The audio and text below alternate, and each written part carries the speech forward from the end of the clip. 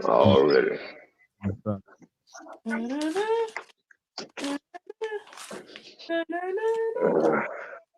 y'all gonna have to excuse me in the first few minutes. I'm about to smash on this goddamn food. All right. Oh, I, okay. I just got some Wendy's in my damn self, so Good to know. I applied to ship clerk. Is Hey man, we on live. oh shit. Well, that's good to know. Yeah. Let me. I ain't even realize that. My bad. Always gotta be aware of that red thing in the corner. Yeah, I just noticed it up there. What's going on, fellas? End of the week. Thank God it's Friday. Yes, Man, Lord. it's been a long. We'll talk more offline, but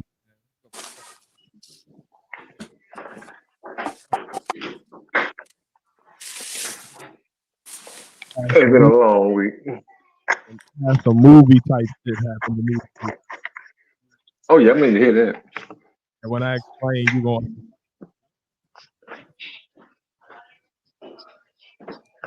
I, but you know, we still here kicking, we making it happen. I'm learning to let go and be let God this week, and Damn right. it feels real good. It's a lot of stuff I'm letting go. You said Seems it like all. Right. the message of the week. I gotta let.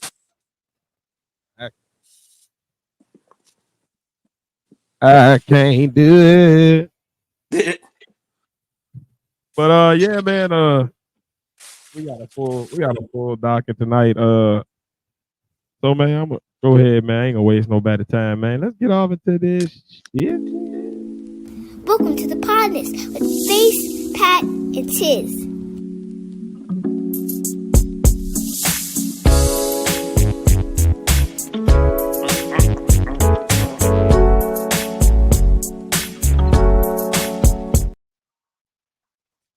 What's up, guys? Welcome to the Podnas.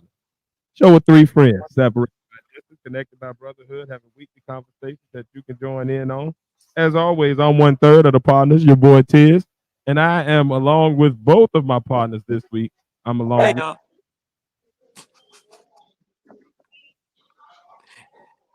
And you're along with the dog too. The bark dog Damn over right. Roof, there. nigga. Yo, it's the other third of the potters. It's the Padawan here. I'm over here rolling up, letting go and letting God. And I'm along with It's face. You know, face. y'all know. nigga. What? They know. No, I guess that's how we got it along. If you know, you know. Right. You know. Uh, Let me say this now, viewers, listeners. Please excuse me for the first few minutes. I gotta smash it on this dinner. It's delicious, and I gotta eat it. So, sorry. It's delicious. with that in mind, I'm gonna flip the docket around a little bit and start off with something a little more lighthearted. I'll get to the serious stuff once he finishes devouring his meal. Uh, Mm. I don't want to. The first topic I had is something we want to be smacking through. Yep. So, yeah, man.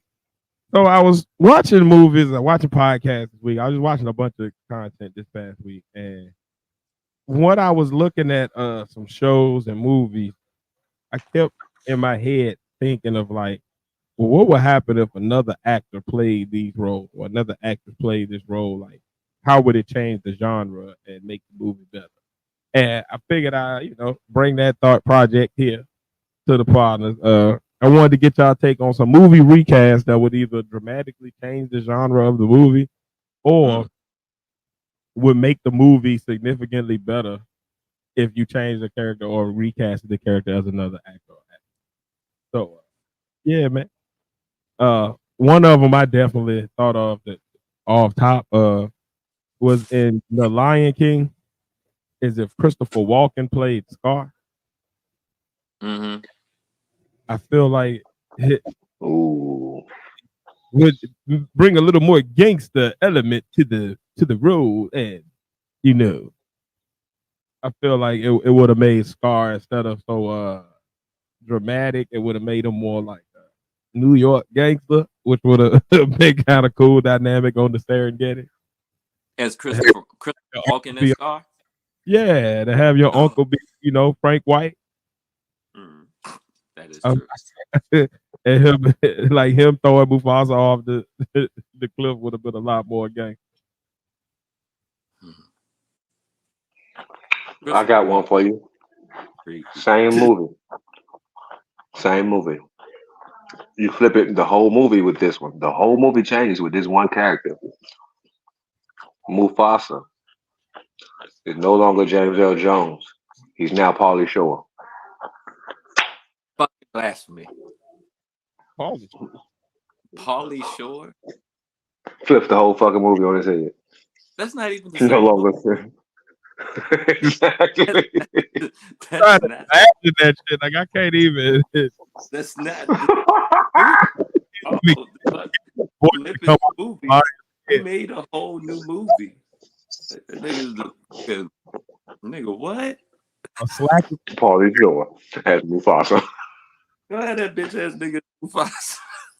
Yeah, the movie gonna be crazy because he gonna drop Simba when he left him at the beginning. The whole movie, The circle. Oh shit, my bad.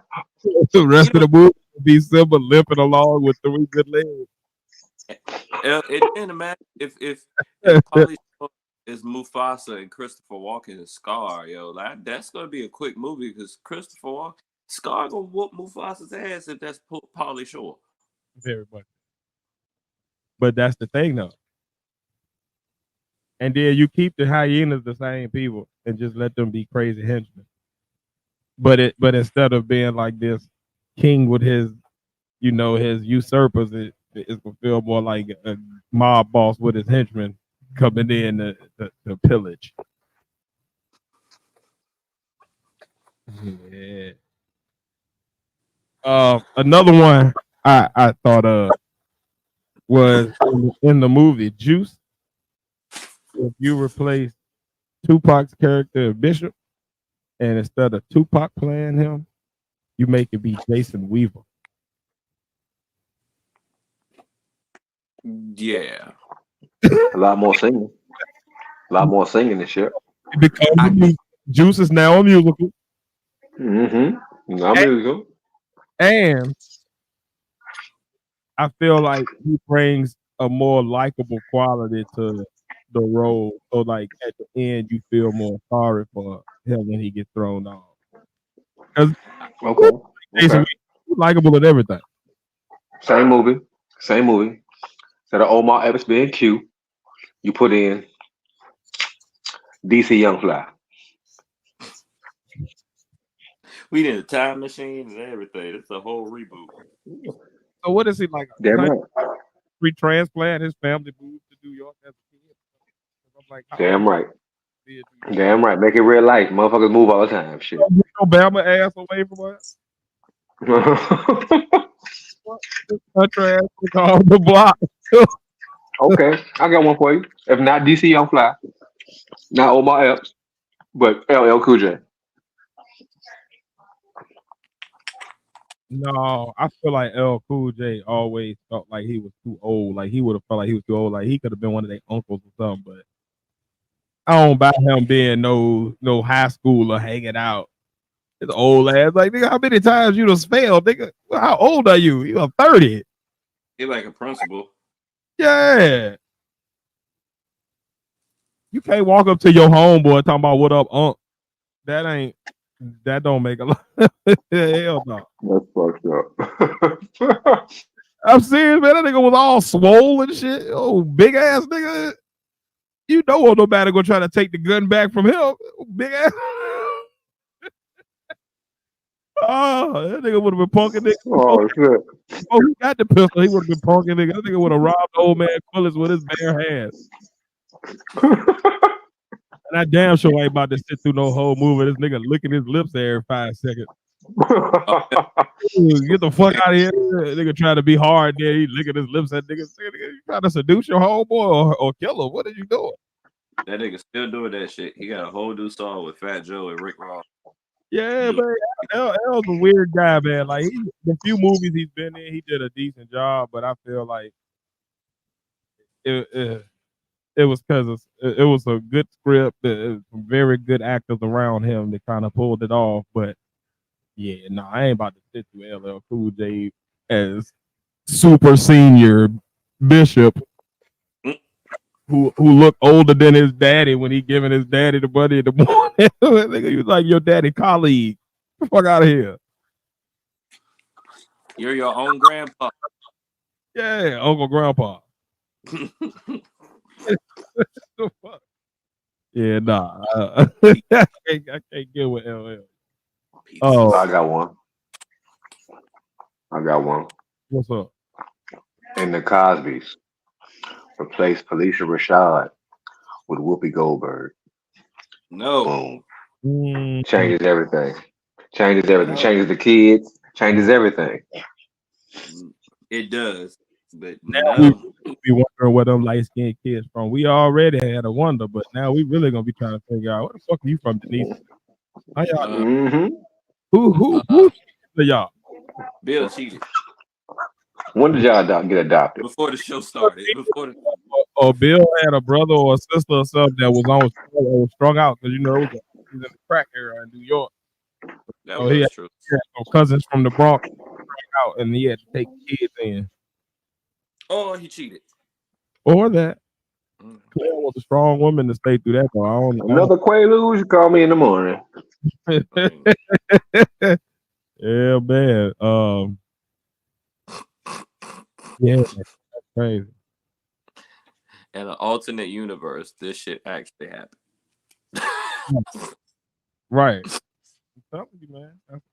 That's why Denise always had that street edge to her, and the other kids was all prepping. Like she won't necessarily front. She didn't grow up in that house at the first.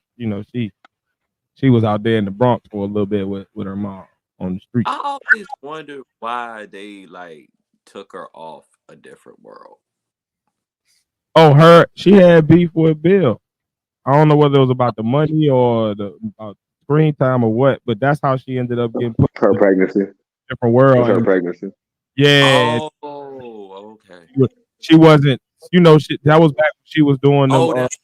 She had that movie on HBO or Cinemax or something where she was doing soft porn and she was taking nude pictures. She was getting into more of that sexual liberation stuff. So it wasn't fitting that squeaky clean image that Bill wanted for the show. And I think he said something about they didn't want to show pregnant, a pregnant woman going to college, some shit like that or whatever. I don't know. Yeah, because the age range that she played versus her real age in real life, her real life was surpassing the age range of what they wanted her to play. So I think she was pregnant or something, and they didn't want to portray that on film, so on TV shit, as her being that pregnant at that age going to college. I think that's what it was. Yeah, that was pregnant with Zoe, wasn't it? Yeah. So, for somebody who was so dirty behind the scenes, Bill had that on the camera image that was different. But the kid that he would get rid of, slide up. You gotta most people that do dirt behind the scenes try to be squeaky clean in a public image. Puff it. Bill said, "If I'm doing dirt, I'm the only one doing dirt. God damn it! Right, I'm gonna be the only dirty nigga around here. Yeah, I'm King Dirt. I got dirty. Damn it! Yeah, now drink that. Dirty Dan. Whoa. Dirty D, damn it. And I'm dirty. Oh, nigga. Down and dirty. You know what I mean. Mm-hmm. I heard what you said, nigga. You tripping that. What? Yeah, dirty. You don't make it all Pootie Tang, nigga, dirty D. No, I ain't talking about what you said. I'm talking about what Pat said. Oh, I ain't catch that. What you say, Pat? I ain't catch that. So drink that. Nigga, what? What the fuck? You're right. Bill said, I was like, what? that's what Bill said. Bill said Ain't that. nobody drinking shit around here. Bill said that. Don't repeat what Bill said. Bill on Capitol Hill. Nah, I used to know a couple of females in college that used to drink a couple things, but I ain't like that at all. that's not here there. That wasn't it right there, buddy. Oh, Yeah. where did we go? That's a good conversation. You just tell it. Ugh. Hey, that's what he said. Ugh. Ugh. Ugh. Low down and dirty. Me for 1 second. I gotta go get some water real quick. Excuse me. Oh, I don't Low down and dirty. even feel comfortable taking a sip of water no World more. we living in. Okay, I got one. One last one. John Wick. Instead of Keanu Reeves being John Wick, we put in Jaleel White. Jaleel White.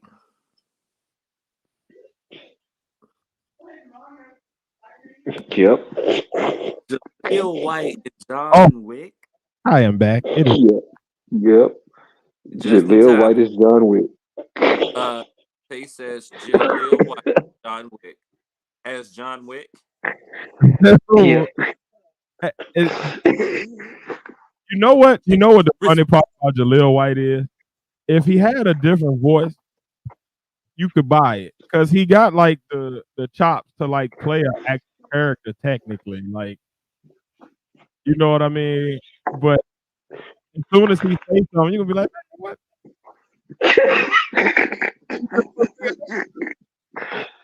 He gonna be one of the Mike Tyson niggas. You ain't your dog, nigga. Your cat, all that shit. Fuck Like, your goddamn dog, nigga. nigga be the be. Hey guys, you know, I don't think we should be doing this. You know, but you gotta tell. Fuck you. He sounds like Eminem when he's trying to do his funny voice. Yeah, like it just you can't take it. It don't have no gravitas to his voice. It just feels you supposed to be getting booked. Yeah, like he Well, said. he didn't. Well, John Wick didn't have to speak, but so much throughout the movie. Because he was playing the stoic type. But no, not even if he played Stefan as John Wick. No. Right. It still ain't cool enough for that role. Okay.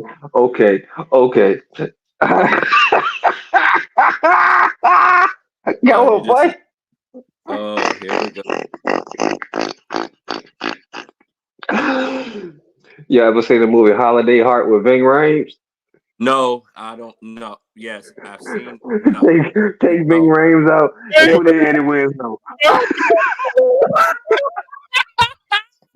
Take who? Put in pause. My baby love. Instead of Ving Rhames, Replace Ving Rhames with Eddie Winslow. actually it probably fit him more. Oh, I know.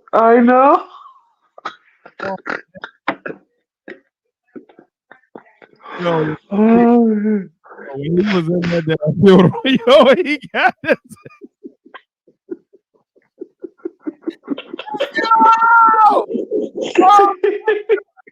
I swear to God, that is one of the funniest moments in cinema. Oh shit! I know Oh it's shit! a wrenching moment, but that shit had me dying.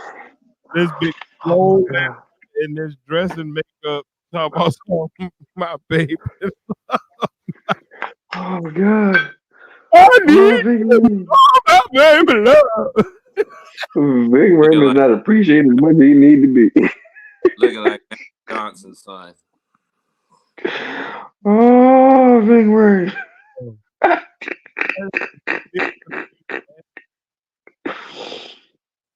Gosh. Okay. No, nigga, no. I got a classic one for you. All right, why would you get that big ass nigga? I got one more for you. Classic one. All right. Y'all, we have all seen Lean on Me, right? We've all seen Lean on Me. Oh, this Replace the is principal. Replace the principal with Clifton Powell. Say it again, Sam. Say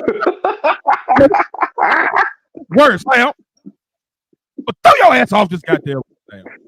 Let's just replace the principal, period, with Get the other goddamn chain off the door. Get the goddamn chain.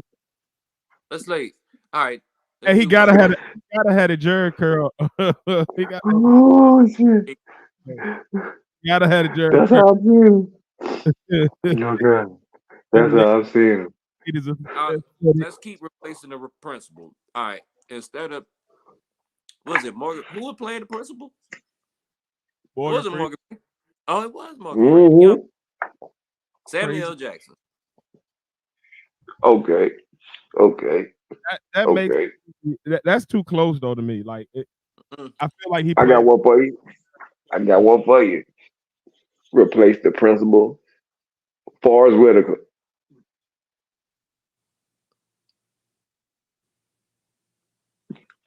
Well, I don't know. It could go so many ways, yo, because it could either be funny or it could be an Oscar-winning movie. Got my eye on you. Don't you got brother? Yep. It look just like his ass. Hey, no, yo. Yep. I got you, yo. You got a fucking twin brother. We make the movie a comedy and put Eddie Murphy as Joe Clark.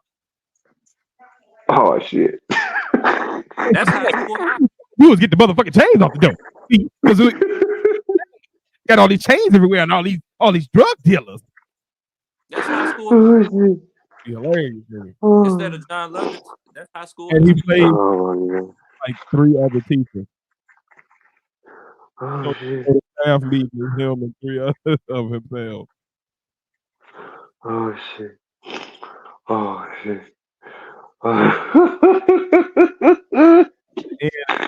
Instead of singing "Lean on Me" together as a group, the whole school come together. Oh shit. Okay. Malcolm X. Replace Denzel Washington with Cat Williams.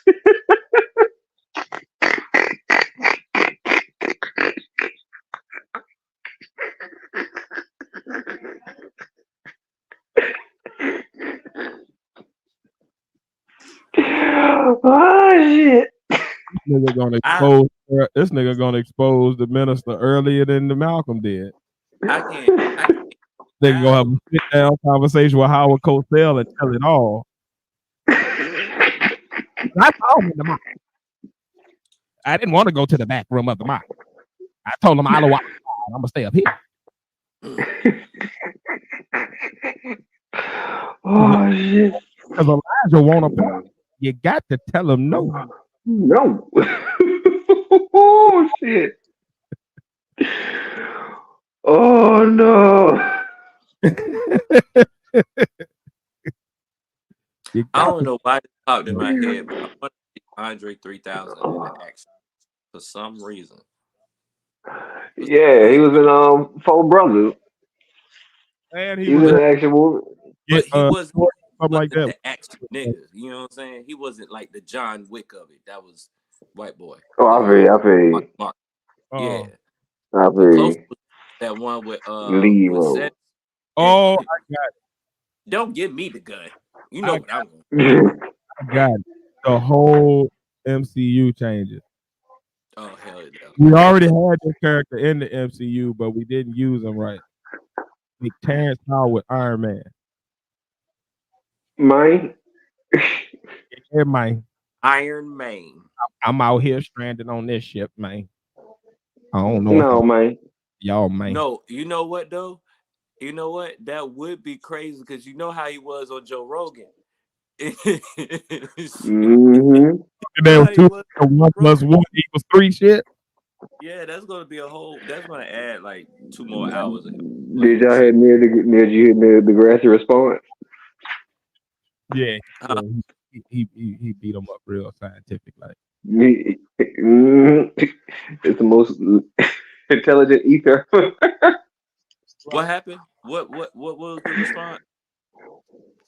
He either Neil deGrasse Tyson either this motherfucker for several minutes Oh, intelligently. yeah. He pulled up a whole 36-page treatise and broke it down. Page by page. Nope, that's not That's Neil true. deGrasse Tyson. And that's just factually incorrect. So I didn't want to, hurt the feelings, so I was trying to keep it. That's I spoke to you as a colleague. Neil So deGrasse. I spoke to you like I would do any of my other colleagues. I mean, We can handle this like this. We can get into some nigga shit. Oh, you want to do this, man? Neil deGrasse Tyson, basically. my personal heroes. For real. You're not beating that man. And nah, Yo. with science, that If nigga Neil real. deGrasse Tyson could rap, he would be the most gangster rapper out. Like he I would have. want deGrasse Tyson Richards. I want that nigga to be Reed Richards. We're gonna have to give him some youth serum. Okay. Reed Richards, Okay. that nigga gonna be all chubby. Nigga, Okay. I want to be Reed. I got two replacements. I got two replacements in the MCU. A Baxter Building in real life. Or whatever. Let's see what I got two good replacements in the MCU. Here we go. Okay. Rocket Raccoon is now Neil deGrasse Tyson. He's voiced by Neil deGrasse Tyson. Yes. What about And Groot? Donald Trump is Thor. No. Oh hell. We already going dumb enough in Ragnarok, man. We can't have no super dumb. Yo. He said we already going through another Ragnarok. We can't dumb him down to that level, man. Hell We already going through enough out here Ragnarok, nigga. Ellie and Love and Thunder, man. I can't have that nigga looking like that off the McDonald's. You know how hype these Proud Boys would be. We already had one on January 6th. He had Viking head on Oh shit! This nigga feels like an ass. He could be Hagar the Barbarian from the news comic strip. Yeah. Okay. Okay.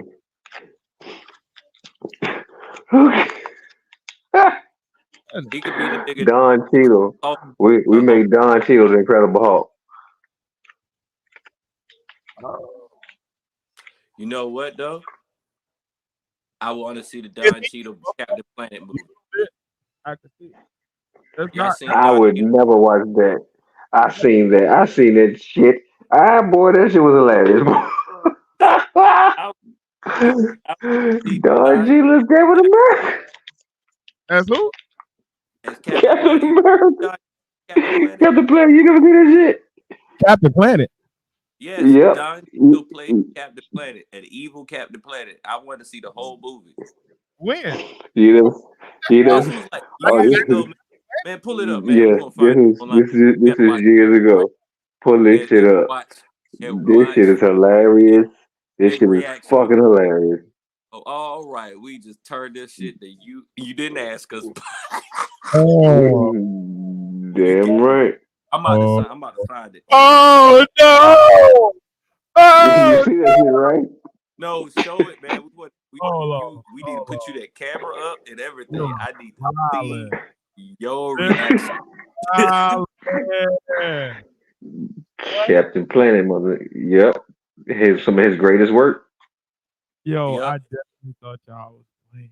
No, we need to see action stir. This is some of Don Cheadle's greatest work, boy. Could put that camera on.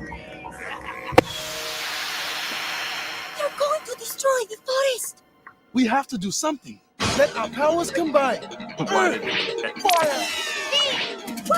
Hide! With your powers combined, I am Captain Planet. Go Planet! Well, Planeteers, what seems to be the problem? They're cutting down the trees. Then I guess we'll have to plant some more.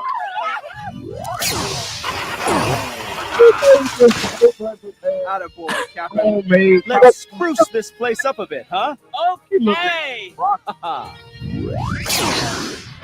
good is good. Wait, make them leave.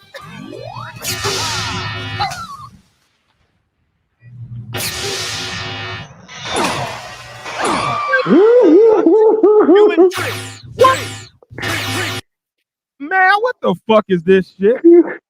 Tree. What? This nigga, he got If a corona power. motherfucking Oh, psycho had superpowers. I'm done. That's the dumbest shit I've seen today. That's some of Don Cheadle's greatest work, man. That's how he got that role as the new War Machine. Mm-hmm. Yep, that's why Marvel hired him. That right there, Captain Planet. Who thought it was a good idea to make that? Who said, you know what we missing? A Don Cheadle Captain Planet. Don Cheadle. That's what the streets be calling it. Don Cheadle. Don Cheadle thought of this. I think They knew what we wanted and they provided it to the street. The streets been calling for Don Cheadle together. Man, we better do that Captain Planet. You know, they did that for the culture. when you see something for the first time and didn't know you really needed it in your life. I'm sick of the culture. I don't want no more culture. They're just gonna keep giving us shit. I'm sick of the culture. I'm mad at this Puff Daddy green wig he got on his head. You looking like Puffy when he got his hair permed. What you really not fucking with the Don Cheadle America? Planet. Captain Planet. He said Planet. Don Cheadle America Planet, man.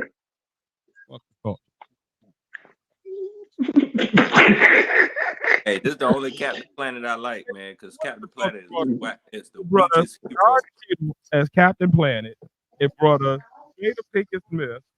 It brought us fucking Donald Trump. It brought us. I was in it. It brought us Brandon T. Jackson. Like, who asked for all this shit? No one. The Illuminati. Come man, fuck. The Illuminati. I personally blame the creators of Captain Planet. First of all, Captain Planet is the weakest superhero of all time. You could throw trash at this man. Captain Planet was the Don Cheadle version, he turned the motherfuckers into trees. Shit. Yeah. So trash that nigga. He like, oh no, Planeteers. Why we even take? I don't know about the Don Cheadle one. That was Don Cheadle, he's a hero. Gonna take pollution down to zero. I'll be honest. I would like to see Don Cheadle as a superhero of any kind. Like, okay. Odie was a stretch. This is my last one. Media Man. Instead of Robert Townsend, you replace Robert Townsend with Terrence Howard. Terrence Howard, your favorite actor now. I just saw Hustle and Flow the other day. Mm-hmm. Yep. I tell you what I would like to see. The Golden Lord, man. I would have liked to see the side story of the old man with the rock. With them damn ducks. Remember he had the piece of the old man had a piece of meat in that can? Real Cosby. I would have loved to see him on the side mission or something, like his days with the rock before he gave it up. Like, him and his dogs and shit. Right. Walking around doing random shit. This nigga probably was well fed them days and shit. You know he was putting some women to sleep in at the media file. Mm-hmm. The media quaalude was and the space rock hit. That moon rock for real. Come here, girl. Them bitches that moon rock. Look, girl, I'm gonna show you what I got. Just open up. I'm giving these bitches this moon rock. Now what you want? That's a moon rock is weak. Stop. Giving them bitches that Pluto. Oh, what the hell? I don't know. This. I wonder Darn sure. how much is silver face paint? How much it is? He ain't using enough of that shit. Please don't. I don't think the world or anybody else is ready to see all that, my guy. Meteor Man. What up, last call? Meteor Man. Meteor Man. Yeah. Meteor Man. All right, man. Y'all let us know y'all recast in the comments below, man. Let us know what movies would be cooler or better genre, or just take on a fully different feel if they had a different actor, and who is the actor or actress that you would replace that person with. Give us your movie recast below. But we're gonna pivot a little bit here, man. And Whoopi Goldberg is Wonder Woman. Me as the nigga that. What is it with you and Terrence Howard and Whoopi, man? It's like that's your go-to for everything. You love them niggas. Terrence Howard. It's the eyebrows and the mic. The eyebrows, Mike. She ain't got none. With the Goldberg collective movie ASAP. Never know, they may have a movie out there. Somebody redo Die Hard and have me as Bruce Willis' character. I always wanted to say yippee ki-yo, motherfucker. That for some reason. Yep. Yeah. Man, ain't gotta do that at all, man. But yeah, so and pivoted, man. This week, we had a incident happen on live stream. You know, it's getting a lot of traction online, and I wanted to kind of bring it to the table to y'all and get y'all takes on it. It's the streamers, these 24-hour streams. They get celebrities to come on there. They be spending the night up all night just doing silly pranks, and be 30 people in the room acting a fool. Well, on this one prank, on this one stream, I think it's called Jalil or Khalil or Lil Jai, something like that. This power actor Michael Rainey Jr. was on there on the stream, and the streamer's little sister violated him. Kind of crazy. I'm gonna let Fox 26 in Houston give us more information, and then I'm gonna speak my piece.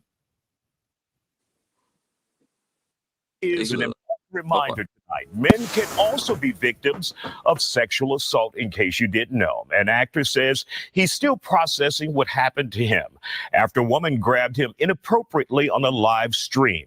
This happened Sunday on a Twitch live stream for an influencer named Ty Ty Jones. Actor Michael Rainey Jr., who is from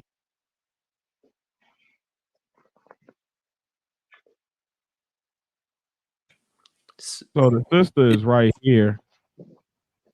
I don't know if y'all can see her. Power, but she's like right all up in his face. Exhibit A.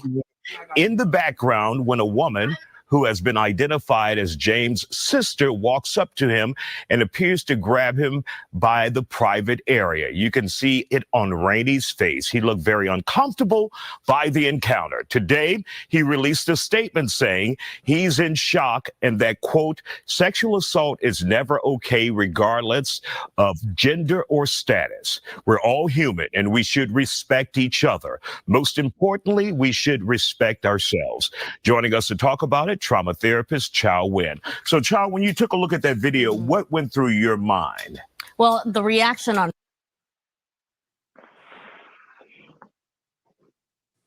Chow Nguyen. Chow Nguyen.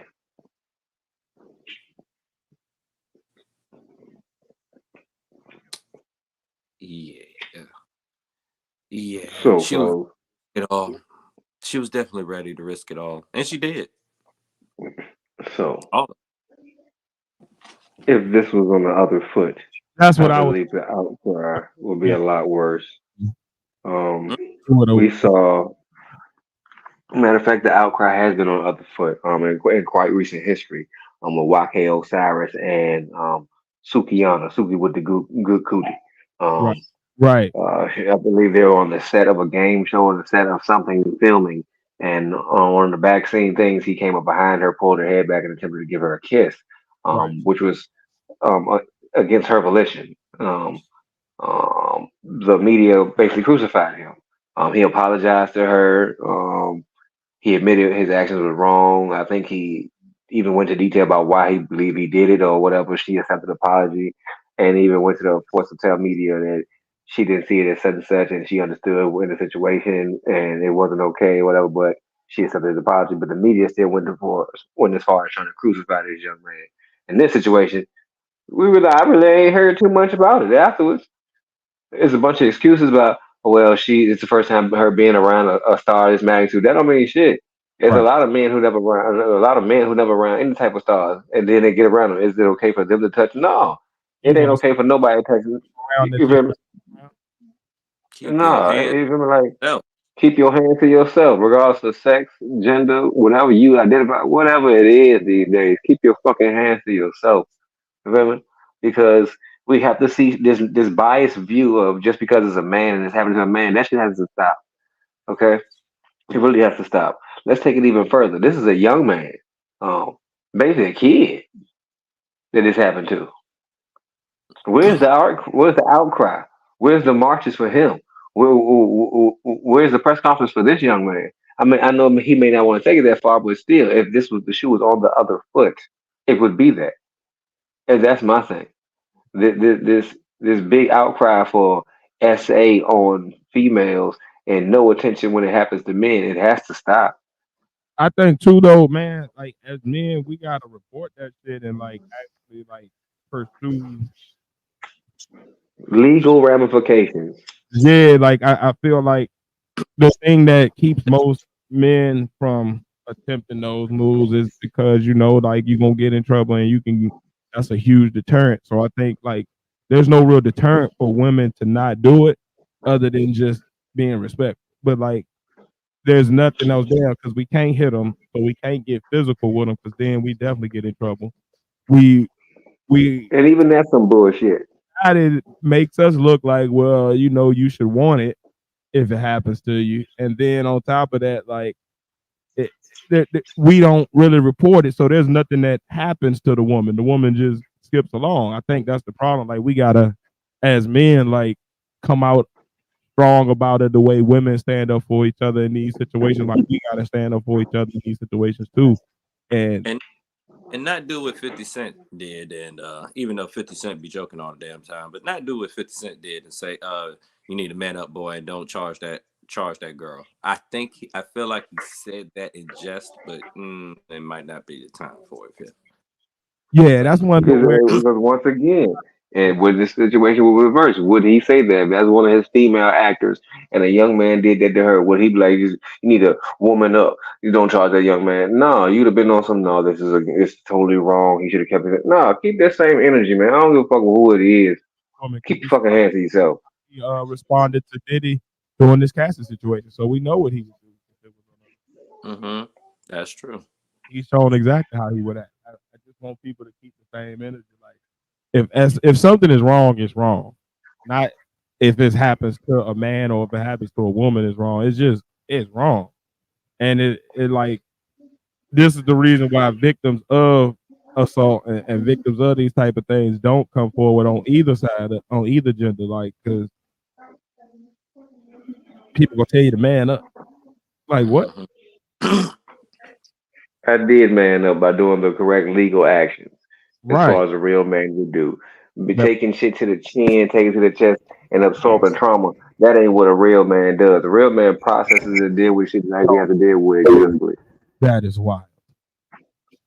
The Yeah. fuck, the concept of what a real man is has been clouded throughout the fucking years. You just taking shit and accepting your trauma and building your trauma. Oh, fuck that. That's why motherfucking men been dying earlier than women for the years and decades. Fuck that. Process your shit, deal with your shit, and move the fuck forward. And please don't take anything to the chin or chest. Please. Yeah, that shit too. That was wild. Taking it to the chin to the chest. No, I don't. And I also think moving forward, we should also, especially people who are of fame and of public stature, know what the difference between a stream and a podcast, because I don't think he was used to that situation. Streaming, anything happens in the background. They just the wild wild west, pretty much. They chilling, they're gonna stream for an hour, and whoever come in, whoever leave out, whatever they do. And the whole moment is you never know what these random people are gonna do that might cause a viral moment. And in this situation, there was a viral moment, but it wasn't the viral moment that I'm pretty sure either party wanted. Yeah, I've never heard of something like this happening on the stream live. At least not with these younger streamers. Like I ain't never heard of Costa not having. Nah, Nah, some rookie shit. they also know They- Casper had on certain rank. situation. You know, I'm pretty sure. I think something that needs to be addressed going forward. Like people need to kind of cautious in their streams and kind of check their guests and who's in the background of their stream and who you allowing on to be, especially when you got on celebrity guests. Like just screen your stuff and have some professional decorum with your shit. You know what I mean? Like you can have your fun and games and be silly and all that, but come on, man. And for that to have been the young man's little sister that's doing it, it's like, come on, sis, what you doing? And I'm like, I just pissed. I don't know. What age is the sister? I don't know. I think they're all of legal age, but yeah, because she looks older. I think, like, come on, yo, what y'all doing? Like, what? Now I know this new generation be wilding. What I'm saying, don't wild that much where you violating motherfuckers' personal space to a point where you know it wouldn't be okay with you if they did the same shit to you or anybody in your circle. Get respect people's space. I don't give a fuck what your hormones going through. I don't give a fuck what chemicals your brain is producing right now to tell you do. Respect the motherfucking space and respect the person's body. Because this is my thing. At the point of disrespect, you have to anticipate disrespect in return. Whatever level that disrespect comes to, you have to anticipate it. And that's a rule people seem to forget in life. You disrespect somebody, anticipate disrespect back. Whatever level you disrespected that person on, anticipate disrespect coming back to you at a different level. Mm-hmm. I think these days you gotta really watch out for even more. You might even need to bring security if you're a celebrity to these podcasts and these platforms because prank culture and troll culture and trying to get that viral moment is such a priority for these places now. Like you kind of gotta like have a layer of security that's just there to watch your back. You know what I mean? And you know who I blame for this shit? You know who I blame for all that type of culture and this prank culture and all that type of shit? I blame Adam Kutcher. Or whatever his name is, the Kutcher boy. Punk. Yeah. What is it? Aston Kutcher. There you go. Yeah. The Kutcher boy. You know, Give me an old husband. You know, on some real shit, like I can expect this from somebody older who's not familiar with like just internet culture in general, but they are brought up in internet culture. Like this not brought up in junk grab. Yeah, but I mean, you should know. Like, you've had plenty of examples. You're on your phone all the time, on Instagram all the time. I'm pretty sure of it. I'm assuming, but I'm pretty sure that's where they're doing the same thing. You see examples all the time of shit like this, and then you just still. I don't know. She might have been on one. She might have had a couple of sips. I don't know. It looked like she had a couple of sips, but. I don't know the context of the situation. I just know the result of the situation ended in some fucked up shit happening to another young man out here. That's about all I know. and the shit shouldn't have happened, and it's not being covered in the appropriate light as it would be covered if the tables were turned. Right. Yeah, Last that's call. feels me like people sweeping it under the rug. But if it was a female again, like it would be the biggest thing. If they fight for one of these ladies, and then a man groped her, like it would be a big story because it happened to a gentleman. You know, he'll be all right. He just like We no, can take it a step further. Shit, don't. we can take it a step further and look at the aggressiveness in the female. Why do you feel the need to be so aggressive that you have to grope a man or put your hands on a man? Where's your femininity? Where's your grace? Didn't even give Where, him. where, where, where was the person who taught you this, or is it a lack of that too? Where is this behavior rooted in? Do you have some deep? We could take it somewhere else, but motherfuckers don't do that. You feel me? Like, but if this table will turn, we'd be, oh, well, let's take a deep dive into his mental health. Does he have issues? Nah, fuck that. You just grab this man shit on live. In front of That ain't children. cool, man. Boldly in front of That your, ain't cool, man. in front of your Boldly in front of everybody. Boldly in Really? front of everybody. Won't nobody look good. This shit was playing. She knew what she was gonna do. Yeah, shit was playing because the kid was right in front of the nigga. Hold on. What last call? You threw your coffee out of your car through another dude's window. That's my type of shit right there. That's toxic masculinity there. Somebody That's my type of shit. Goddamn right. That shit be what? He had to really piss you off. right. You wanna come on now and talk about it? Was the coffee still hot? Hold on, coffee. That means it was hot. Story time with the buddy. Buddies, come on. I am curious to see what happened on this episode of Last Call. Damn right. Shit. Somebody must have been trolling him. Shit. They come up as man, you fuck streets, man. People just leave people alone. I'm seeing more and more of these videos of people going these pranks and them going wrong and people jacking their ass up. Like, leave people alone. It was Leave a period people of time alone. where people was not getting punched in the face enough. Mhm. It was a period of time, and I think we're in the last end of this era where just not enough people are getting punched in the face. Yeah, I think Oh yeah, the era's coming to an end. a nigga And- cry.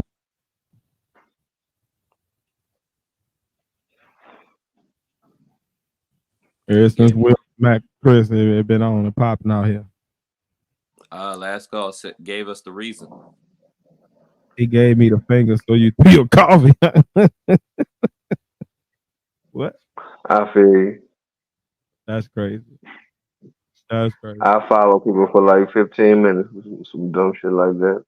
Nigga, road People rage. try to lose me through traffic. Yeah. Road rage is real. I can't stand it. Man, get the fuck out my way. Man, people know. Yeah. It all depends on what mindset I'm in when I sit in the car. I've had one in situation. I was like having an issue with road rage. It was only because JoJo, was in the car or whatever. So I was old man tried to cut me off, run me off. But then See, when old people cut you off, though, it really pisses me off because they don't speed up or nothing. They don't speed up or nothing. They don't. No, they speed up to get it for you to slow down, to go slower than y'all was going at first. I believe in old people when they do that, they be like, you know what, fuck it. I've lived a long life. Let's see if you got balls to do it. That's how you get your ass beat up. Get your old ass fucked up. Put your credentials on the dash. He said he threw that shit right through the Tesla. Damn right. Short circuit. Damn right. Son of a bitch. That's America, damn it. Be entitled on the road. America. Like the road is for the public. It ain't just your personal highway. Ooh. Stop driving America. slow. I hate that. trying to get to work. You know, I drive slow. Yeah, man. These motherfuckers. If you drive slow, drive in the appropriate lane like I do. I purposely drive slow, so I drive in the appropriate lane. So if you want to drive fast, get the fuck in the other lane, because I'm damn sure not gonna speed up. And don't cut And them if out. you really want to, and if you really want to try to tailgate me, I'm gonna get in this fast lane, and I'm gonna switch to every lane you get in just to fuck with you. I'm super petty, super petty. I'm the Yeah. king of petty out this bitch. You also will pull your shit on somebody if they snap on you. So it'll be, two crazy folks going at it. Yeah, man. Yeah, I hate where they be a puss ass nigga doing yeah. and then you pull up on them. It ain't none of that. So what the fuck was you acting all crazy for then? Don't let that damn vehicle be your courage. I will punch you. Mm, yep. I have punched people through the car window before. I'm good at it. I'll beat your fucking car up. I can Put get a you good in it. man Get out of it. I'll beat you in your car up. fat. Violence is the answer. I don't promote any type of violence or road rage incidents, but Right. I do understand. I Dude, do. I do understand. um, speaking about the streaming show, that leads us to something that you brought up this week too, and about like platform accountability. Did you want to go into that? Yeah. Okay. Over the past couple of years, we've seen a rise in content creators, content platforms, and we've also seen a rise in, how can I say, content creators spewing bullshit as facts and drawing their opinions to be, which are not fact based. They're being portrayed as fact based, which has swayed the public in certain ways, swayed different individuals to do certain things, which draws the question: should platforms be held responsible for their actions or for what they're saying? Um, I got a few different examples. Um, the Alex Jones situation when he was talking about the school shootings and the shit with that. Mm-hmm. Next example, it was a British talk show. Um, they were pranking. They called one lady and pranked her, and it ended up in her suicide. Unalive. Yes, unaliving herself. Excuse me. Um, these two different platforms, two different continents, two different coasts, both respectable platforms, certified platforms, who have large followings, who sway the opinions, obviously, who have enough power to sway the opinions of their public. Should they be held accountable? I Should they be held to a certain standard? in these situations, excuse me, I think it goes to two. It's two people who are culpable in these situations. I think first of all, it's the company or the people that are giving these people the platform. So like whatever their platform is, whoever it is that's marketing them, putting their information out and distributing in their show, how are you marketing the show? Like if you're marketing to me, the show is, it's just a podcast. It's just this guy having conversations with people. Cool, I'm gonna take it as that. But if you market it to me as if it's a news type of show or if it's a journalism type of media, then that's what I'm looking at, expecting what is being said on there to have some type of factual basis.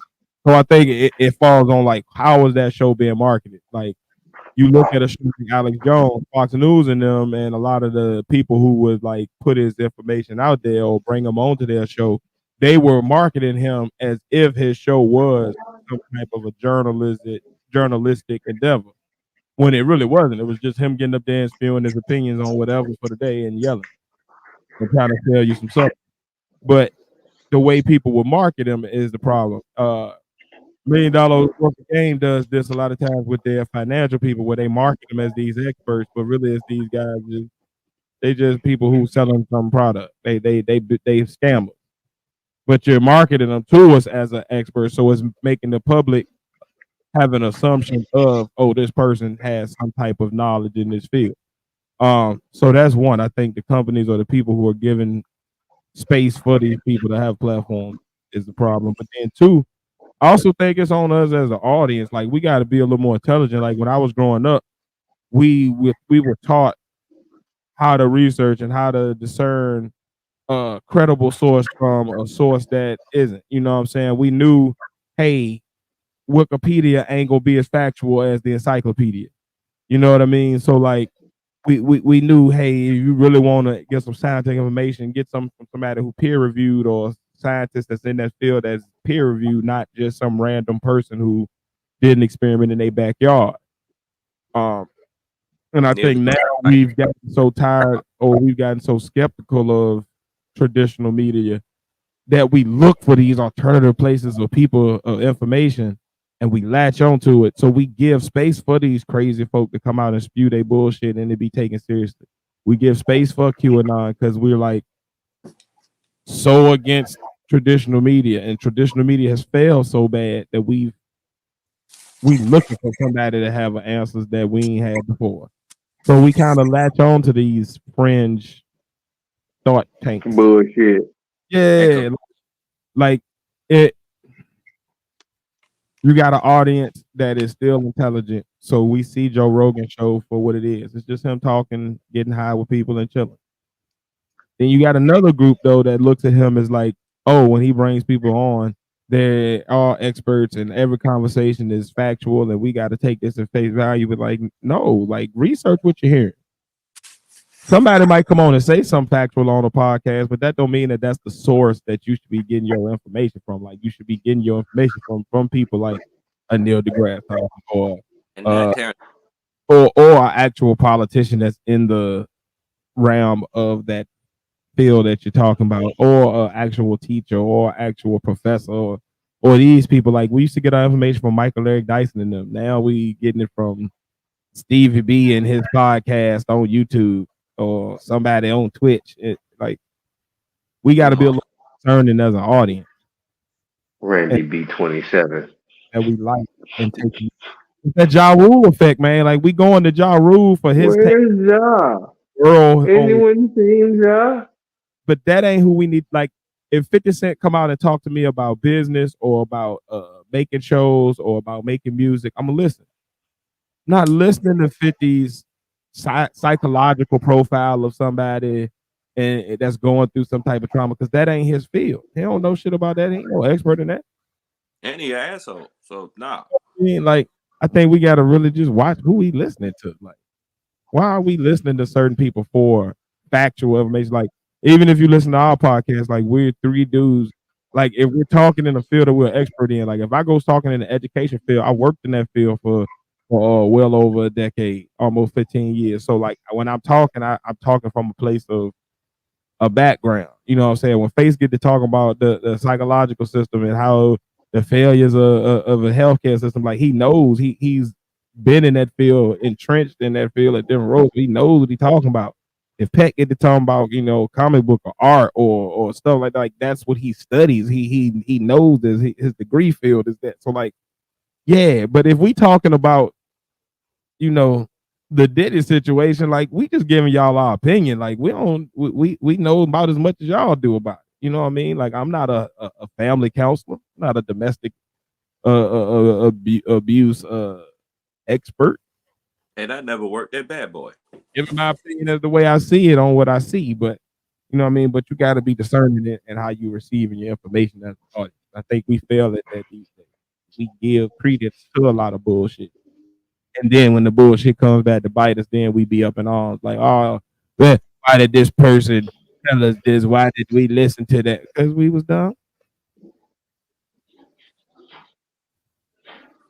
That's it. And we won't believe something other than what we've been told because the media has failed us so much. I also think it's a lot of people that just love being right, even when they're wrong. So they find these echo chambers and these people that's just gonna spew out the same thing that they might been thinking, but they know that it's wrong as hell, but they want to feel good saying it That or part. whatever. Yep. Yep. And it's just a whole lot of that now. It's everywhere. You know, you got for every type of situation. If you want to be an incel, there's the red pill. If you want to be a Trumper, you know, you got MAGA. You like it's for everybody. You want to be Hotep, you know what I'm saying? You got I don't know somebody, some Hebrew Israelite somewhere. Little. Yeah. But you know what, too, though, to piggyback off of that thought, I also think that because of the ease of access to get a platform, like you can literally just start a website today and start broadcasting your message to whoever will listen. So it's easier for those niche communities to become larger and for people to pool together with other people who are thinking just like them and basically bounce the same thing off of each other over and over again until they believe it as truth.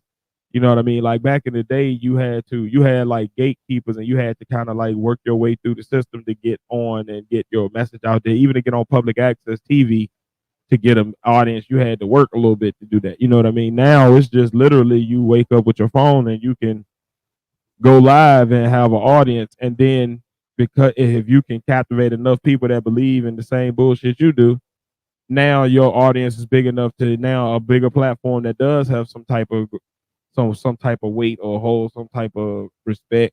Now they bringing you on, which gives you even more, you know what I'm saying, validity to the bullshit you say. Because now people see you on a Fox or they see you on a NBC or they see you on a CNN. So now you look like you are legit, even though you really just talking crazy with a bunch of other crazies, but enough crazies got together and listened, so now you got a platform. Mm-hmm. But I think that back to my initial point too, though, like when they bring them people on, look at how big the following is. Announce them as the crazy that they are. Call them really what they really are. Don't bring them on and bring them on like they are expert just because they got a million followers. Like call them, you know, we don't really know about none of his what this person about to say. We don't need to know if it's true. You need to fact check everything. But here you go. You know what I mean? Also, I mean, I know this is just an ideal, and this is just I have a better chance of Santa Claus coming up to me and smoking a blunt with me doing this, but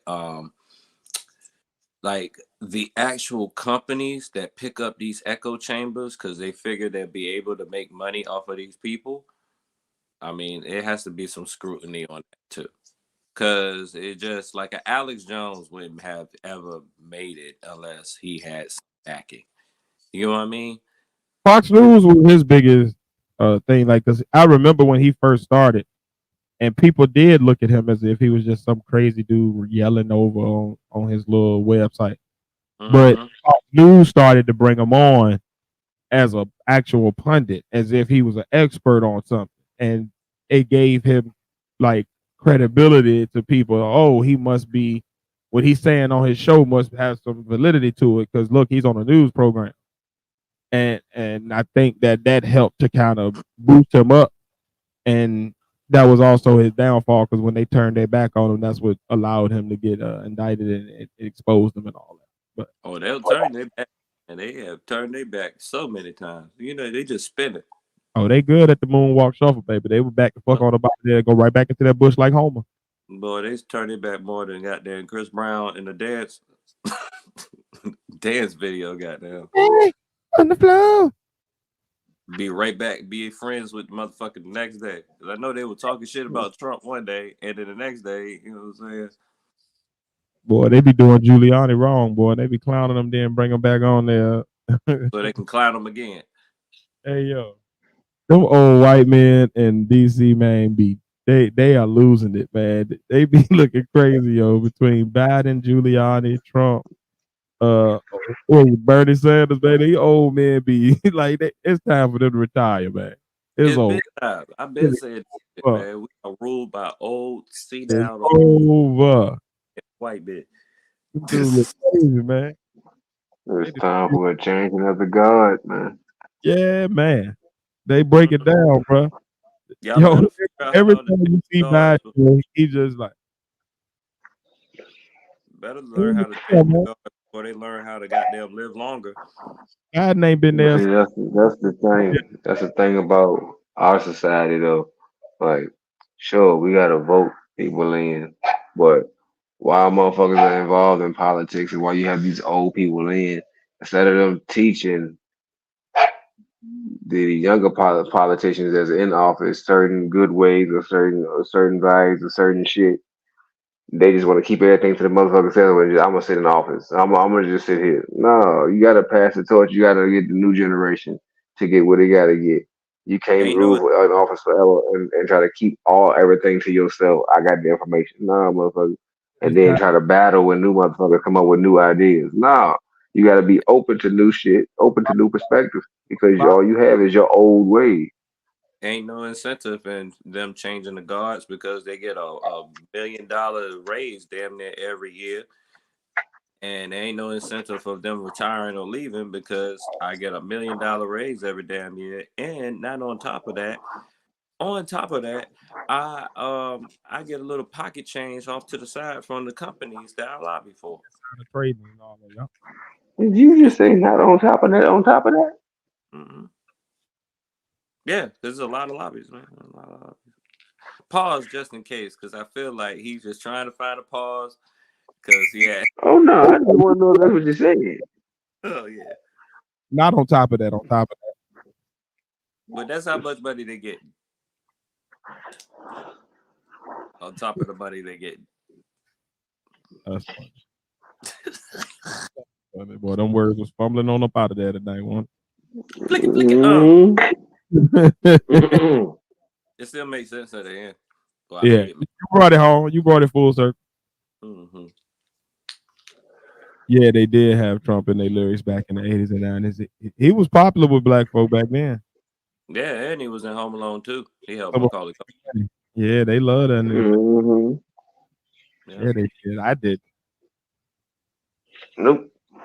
I remember at Home Alone too. I was saying fuck Trump. There's 7 other motherfuckers that said fuck Trump too, and they families along with it. Somewhere in Central Park. Oh, Lord. Drinking a 40. Look at the Who is Brandon Jamal? Nah, I don't know who that is. Who was that? Malcolm? Nope. Never heard of him. That Malcolm Jamal Warner Jr. brother. That's what I said. I don't know no No, I Brandon. didn't even hear you say that. and Google. Right. I don't know no Brandon. Is he famous for something? Did he do something crazy? He was exotic. Oh, they Is he exonerated. one of the? Okay, the Central Oh, yeah. guy. Okay. What'd he do? Clown on the internet. One of the exonerated 5 is a clown on the internet. I What? am trying.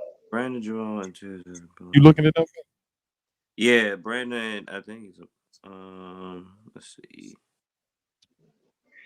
It sounds like he might have talked some shit about the exonerated 5. Oh, Central Park 5. not Central Park. But I don't know. I'm about to see. I'm like, Yeah, let me look this up now because now you got me intrigued. You always coming with some shit.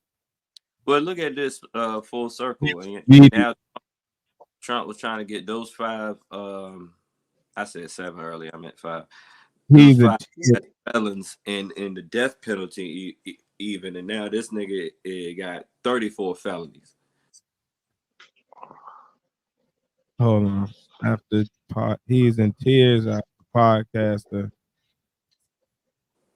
him about beef. Mega McQueen. I don't know. I can't figure out who this guy is. You have to come up here and explain that last call because I can't You find got me. Yeah. I ain't up on game. I ain't hip. it. It says he's a music artist. You know, he kind of old.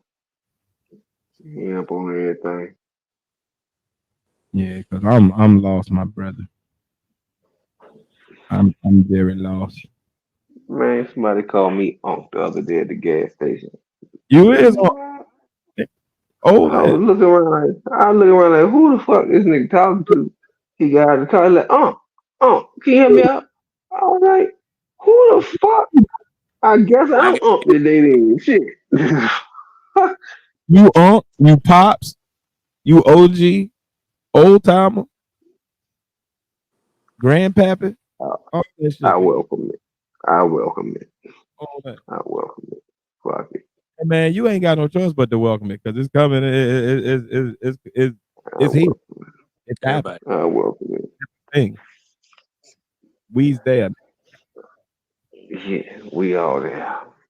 Boy, this nigga came up to me at work talking about did I think that I could take him on the football field.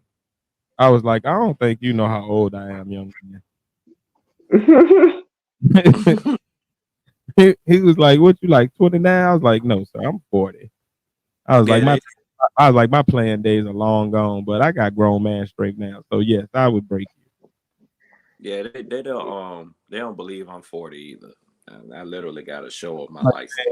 I'm trying to get the grades in the field, but they slowly they not progressing as fast as I would like.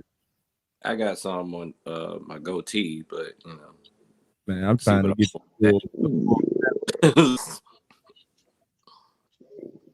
I want the whole and I want the corners right here, the little sideburn. Be great. Yeah. I had to calm one of the youngins at the job one day too. Just like why the hell you acting like that the other day? So and then at that moment I was like, yeah, I'm old You're a now. mentor. The fact you call me a youngin shows your age. Some youngin, little whippersnappers. That nigga was half my Damn, age. took the word out my mouth. He These was little 20. Whippersnapper. That nigga was 20, man. He had my age. I was like, dog, you gotta calm down, bro. Emotional intelligence is cheat code. That could be your son. Pet up there adopting mentees. He got You not dread. even know it. She could be your son, I know it. Does he look like Dave Chappelle a little bit? No, shut the hell up, goddammit. Fuck you, face. All right.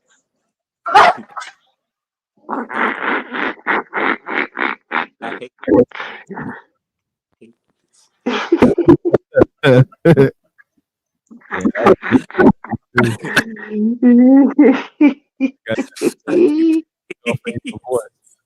You do.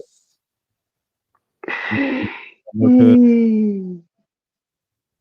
Oh man.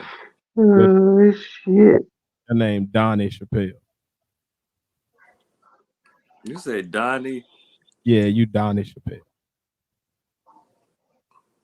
You his eccentric cousin who's part roster. His eccentric cousin. Yeah, You know what? we ain't hear from you until now because you was on the farm chilling. Hey, did we ever cover the horror franchises and shit? What? The top three horror franchises. Did we ever cover that? Yeah, What are the top three? yes, we did. Okay. I think we did. What are the I top don't three? know if we did. If we didn't, we could cover it right now while we 'Cause I wait Oh don't on shit, fuck it. stuff together. Shit. Jason. I Yeah. mean, in Ready? your opinion?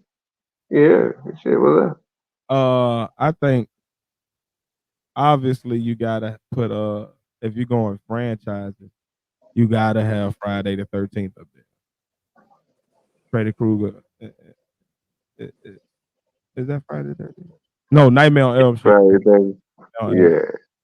You gotta have that one on there. Freddy Krueger is iconic. When you think horror movies, his face in that glove is one of the things that just kind of pops to mind immediately. He's one of the holy trinity of the three slasher films. He kind of made a whole lot of these other franchises even have legs to stand on. And you can play him on Mortal Kombat. Yeah, it's an iconic. Check. So yeah, what up, my boy? And you can play him on Mortal Kombat. Hello. All in the house. Check. So, yeah, what about my boy? What up? We hear We you. We hear us in your I background. think my volume's down. Hang on. Oh, it's not ready. All right, guys. What's up? What's good, my What's boy? going on with it? Yeah. Brandon Jamal. I hear an echo. Brandon Is that me? Jamal. Y'all hear the echo? Yeah, I think it is from his side. The little sound in the background. All right, now, check now. Yep. No. Good. It sounds like you got a pot of tea. That's what you guys said last time. It can't be me. Okay, Is it me? Is it still on? You hearing? Yeah, but it's not as bad. Actually, it sounds like it's slowly going away or something in the background, but That is weird. it might just be what I'm hearing. I don't know. I don't know. Oh, wait a minute. I gotta take off the other. Oh, wait I always do. a minute. Wait a minute. All right. Now I should be on real. Good. Yeah. A1 on my end. Yeah. Yep. First of all, let me back up for a second before we go to all this. You guys make me sound like a barbarian or something. Look, people can't be just pulling up, giving you fingers and shit like you're on the internet and there's no repercussions for shit, dude. Like enough, like people are just doing shit like they cannot be touched. It's gotta stop. So my whole thing was, I've done it about twice, maybe 3 times. I threw something out my window to another car. So this last time, right? I think I'm gonna keep coffee in my car like all the time now, man. So now there's this thing. There's like 5 cars trying to make a right turn, and the first car is not doing shit, right? And nobody's honking this car. So many opportunities for this car to go, and nothing. So I'm like the 5th car back, and I gave a friendly honk, man. It wasn't even aggressive honk. It was just like beep, beep, beep. And dude in the Tesla in front of me puts his window down, and it wasn't even it was an obnoxious middle finger, dude. It was like window down, like he's fucking royalty finger. No, it wasn't like that. It was like I imagine Prince would give this kind of finger to somebody. You know, it was like that. Glowing and glowing. Yeah, it was like, but like he was trying to show off or something. So I wasn't bothered till that point. But then I was like, you know what? Let me pull up beside dude. Let me check his temperature. And dude's looking at me like what? I was like, oh, you want to be a tough guy, right? And before I knew it, first of all, it was a nice throw because I had to go through my window. And it hit the top of his window, it opened it into his window. That was down. I understand your avatar now. The best car waking up is last car fucking you up. Oh, for real. And then I didn't even drive off. I was like, what? Be tough. I think he was in shock at that point over there. I was like, And then I just drove off and left him soaking in my coffee, dude. And I missed my coffee. I just had a few sips. So he got the whole cascade of caffeine down his car dripping. Some heroes have capes. Some others have coffee cups. Right. And yes. And the aim that you got, I totally understand your avatar now. The coffee is sticky as shit too. So that shit. Mm-hmm. When it was because I put a lot of sugar in my shit too, man. Sugar. Stuck in your chair. Like, But don't you think there's too much of that shit, right? Like you can't just give a grown ass man a finger and expect it to be like people have doing that? It's the real life because, like Pat said earlier, the show, like not enough people have gotten their ass whooped before, so they don't think it can happen. They think, oh, I can do what I do on the internet and just log off, but in real life, I'm still here, champ. You still got we this shit. I think glad you're no woman, nothing like that. But a grown ass man can't be doing that to a grown ass man and expecting the shit to be cool. Because most grown ass men know that there's a level of violence that's gonna come with if I get out of pocket. So you already know going in. If I'm gonna say this, if I'm gonna throw this middle finger out there, I know some shit gonna come back, and I'm expecting it. If you out there thinking shit sweet, that's you dumb as hell. You ain't tough. And that finger should be happening a lot. Like, not even if you instigate shit. Like, if you just go around a motherfucker, just to be like, they have time. They were driving slow the whole time, fucking up traffic. You just turn to see who it is, and now they got time to be like, what's that all about? Oh, so he was fucking up traffic on purpose. He was just looking for somebody to throw his anger. He was mad for this shit even happened in traffic. He was just looking for somebody to. Well, he's a little bit madder now. Well, I don't know how he is Found now, but madder than. Found it. And I just think that's the way it's got to be. What? Yeah, what the hell? I think people should whatever energy go out there should be reciprocated. I'm a firm believer. And this story further proves that I think we're at the end of the not getting punched in your face phase. I believe so. It's not getting punched in your face. The people, get that real time consequence for their actions. Mm-hmm. We need to bring it back. It's like those pranksters. The guy that shot the prankster finally, when they're doing all that shit, fucking with me, and the guy's like, dude, just don't. I'm not in your shit. Like, don't. Like, the whole world isn't your stage. Everybody ain't trying to play like that. Everybody don't play the same. Mm-hmm. Yeah, man. Yeah. You know what I mean? Just go around and respect people. It's the easy thing. Hey, so I wanted to clear up that whole thing. This guy has nothing to do with the Central Park, the exonerated 5. They're two different things. I was just putting the name down. I don't even want to give this guy a play like this. So, I do my deep, stupid late night dives online when I should be sleeping sort of deal. Right. So because I'm like 2 years late on everything, I started getting into what's these fools' name? Well, the good guys, Abba and Preach. You mentioned them a few times, I think, on the show. Yeah, they be having some good videos sometimes. Their feud with the Miami dudes, Fresh and Fit.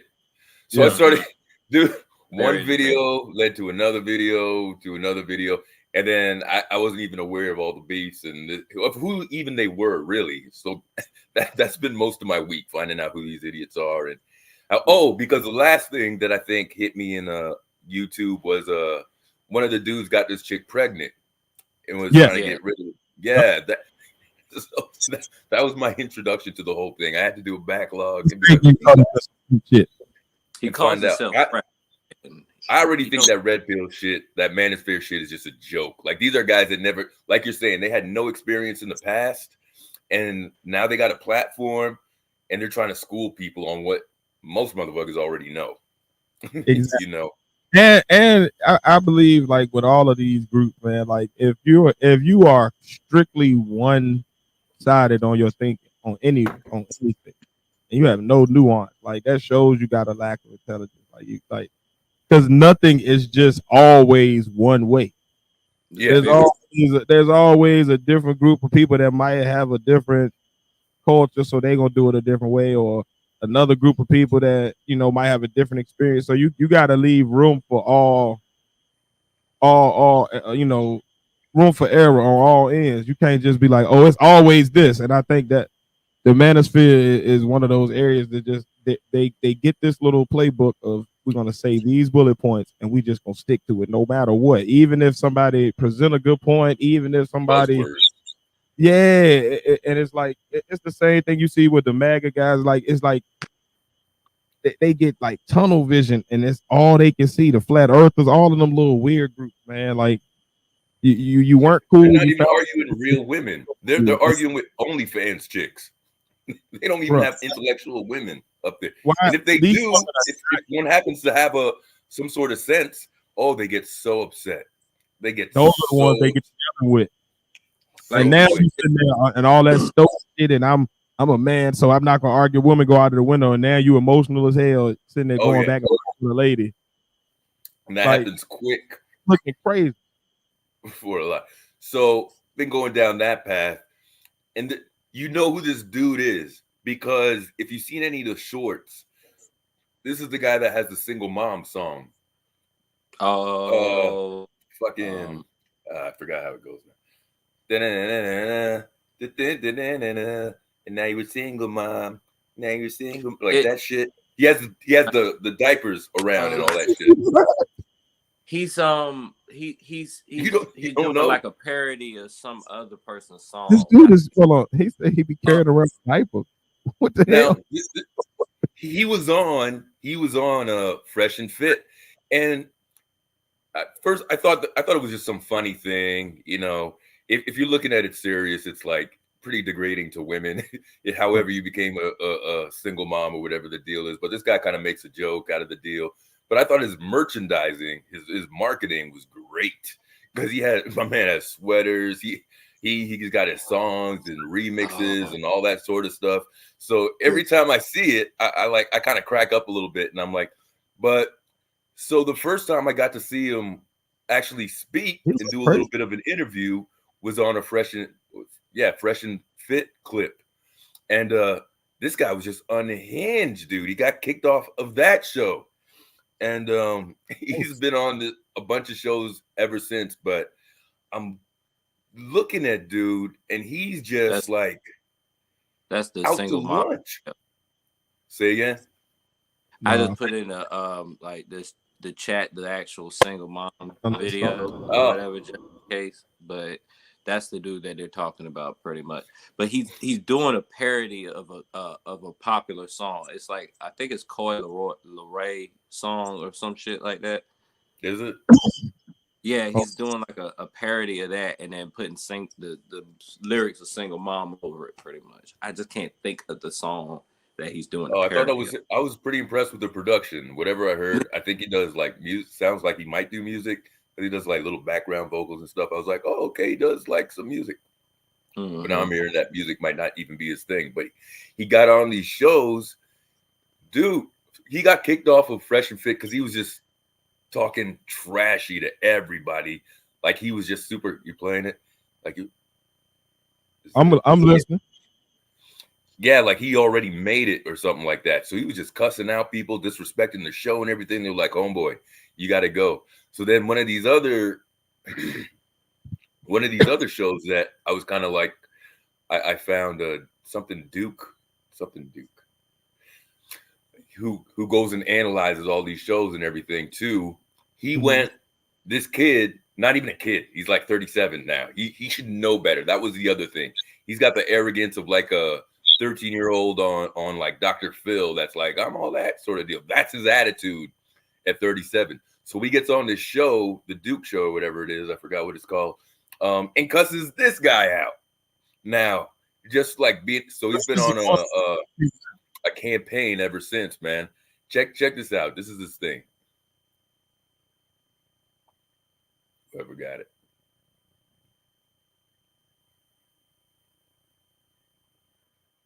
Am I playing something or you playing something? I don't know if I could play it. Are you talking about this song? I don't think I could do it. Oh, that's the song. You didn't have second thoughts. Now you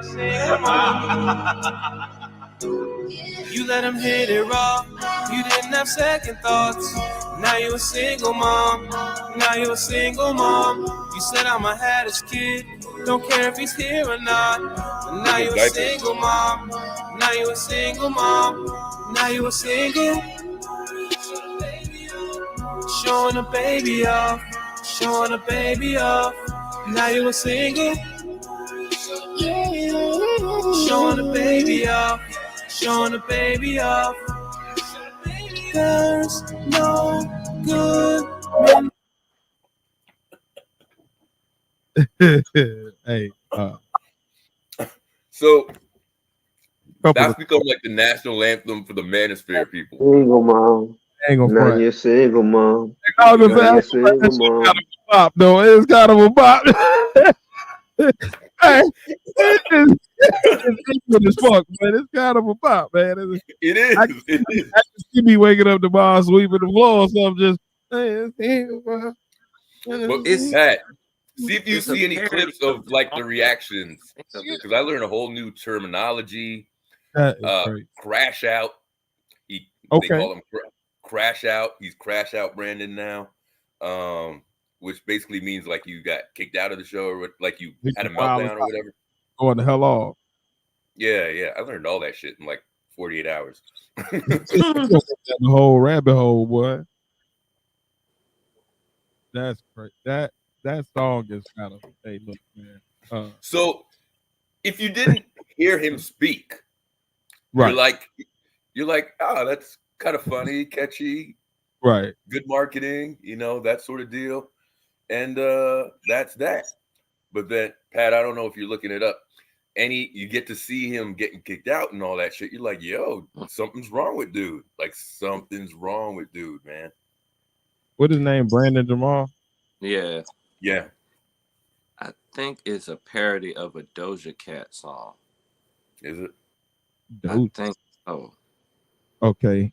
It's a parody of a song. I just can't think of the song because I don't be listening to shit like that all the time. I've been looking at that, and I've been looking at the video for chicken wing with the fried rice. the mashup with that and the Chinese people. Tell me you've seen that. Come on, man.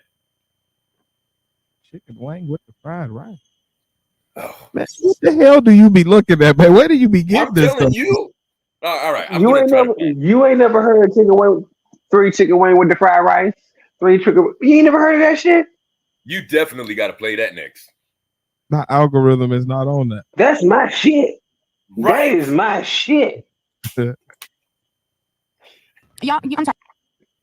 Okay, but you guys are all like that saying all my this stuff, shit. but you guys. God, may I speak? What the? Why? What's up? Fuck, are we here for these bitches or me and bro? Like for real? Like, can I think talk? if it was only men on the show, I I keep don't raising think it my would be hand that and nobody lets me talk. You want to hear what this yapping heifer has to say, except for the viral niggas? What the fuck is going on here? You're corny. If we can let these bitches talk all day, can I chill just the fuck out, man? Chill the fuck out, man. What does he think he is? Chill the fuck out, bro. I'm that nigga and I'm leaving. Right? Who is this guy? All right, bro. What the fuck? All right, bro. Just LOL. Just leave. What a cornball. You're doing too much, bro. Yeah, I mean, you got to do a lot for them two niggas to be like you doing a lot. Because they do a lot. So if they think you chill out, you know you wow. Sure am. A whole lot. You're doing too much, bro. Now you single-mom.com. Get your merch. I'm get not out of here, single bro. mom. What a weirdo. Respect. Listen. You left your diapers. You know they're expensive. You can't. I don't know if you're gonna be able to. Nigga, man. This guy was stocking diapers the entire time. Like, make some You can tell when contribution. somebody never had anything in their damn life when they keep bringing up, I did this on TikTok. Like, you got I us. just kept saying it like this nigga Social is. Tell me, media. you did way Did he more. make $1 million on TikTok? Shit he's done. Yeah. But Yeah, it turned, Tired. and now the mess is gone, so to speak, and there's still diapers on the table.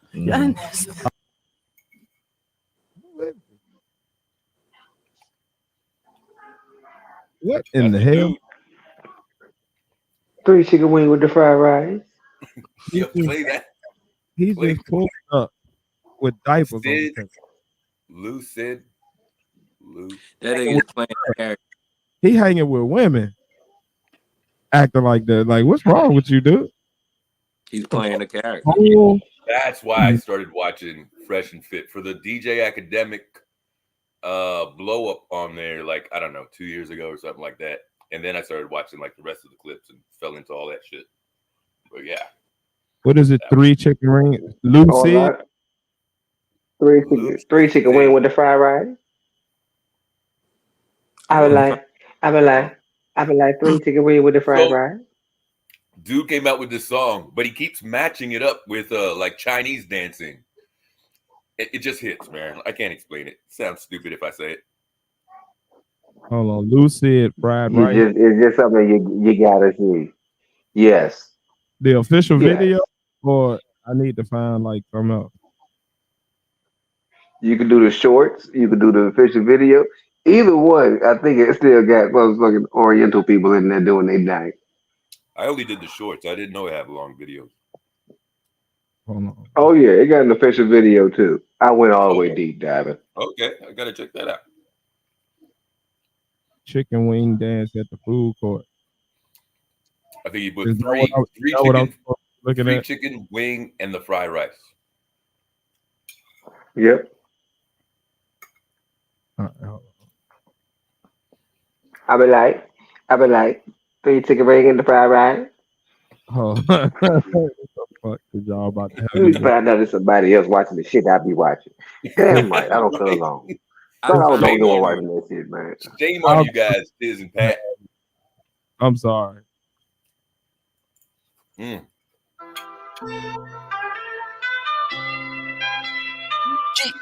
Okay. Here.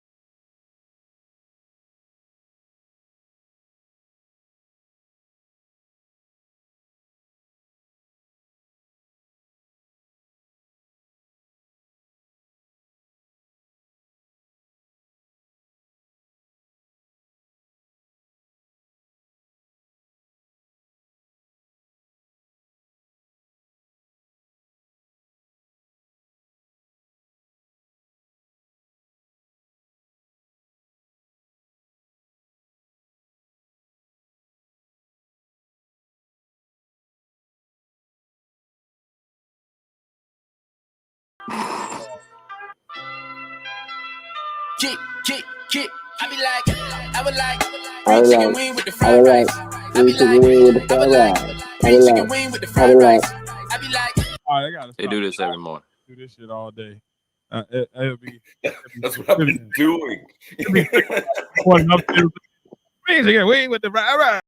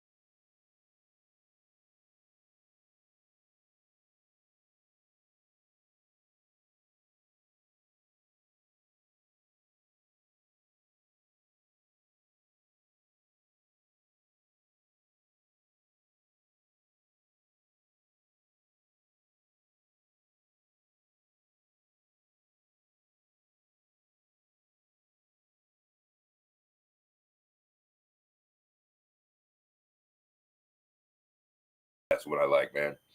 This She is just from on I she on rock that new rough and album. stuff She with on that my new Afro Dog Pound puffs. album. Hey, rock on with your band. Yeah. Rock She's from on your with neck of your the woods. bad Isn't she a self. Virginia? Yep, Farmville. Yeah. Mm-hmm. Want to use? She was over there with Dre and them. I think she was on Death Row or She just Aftermath.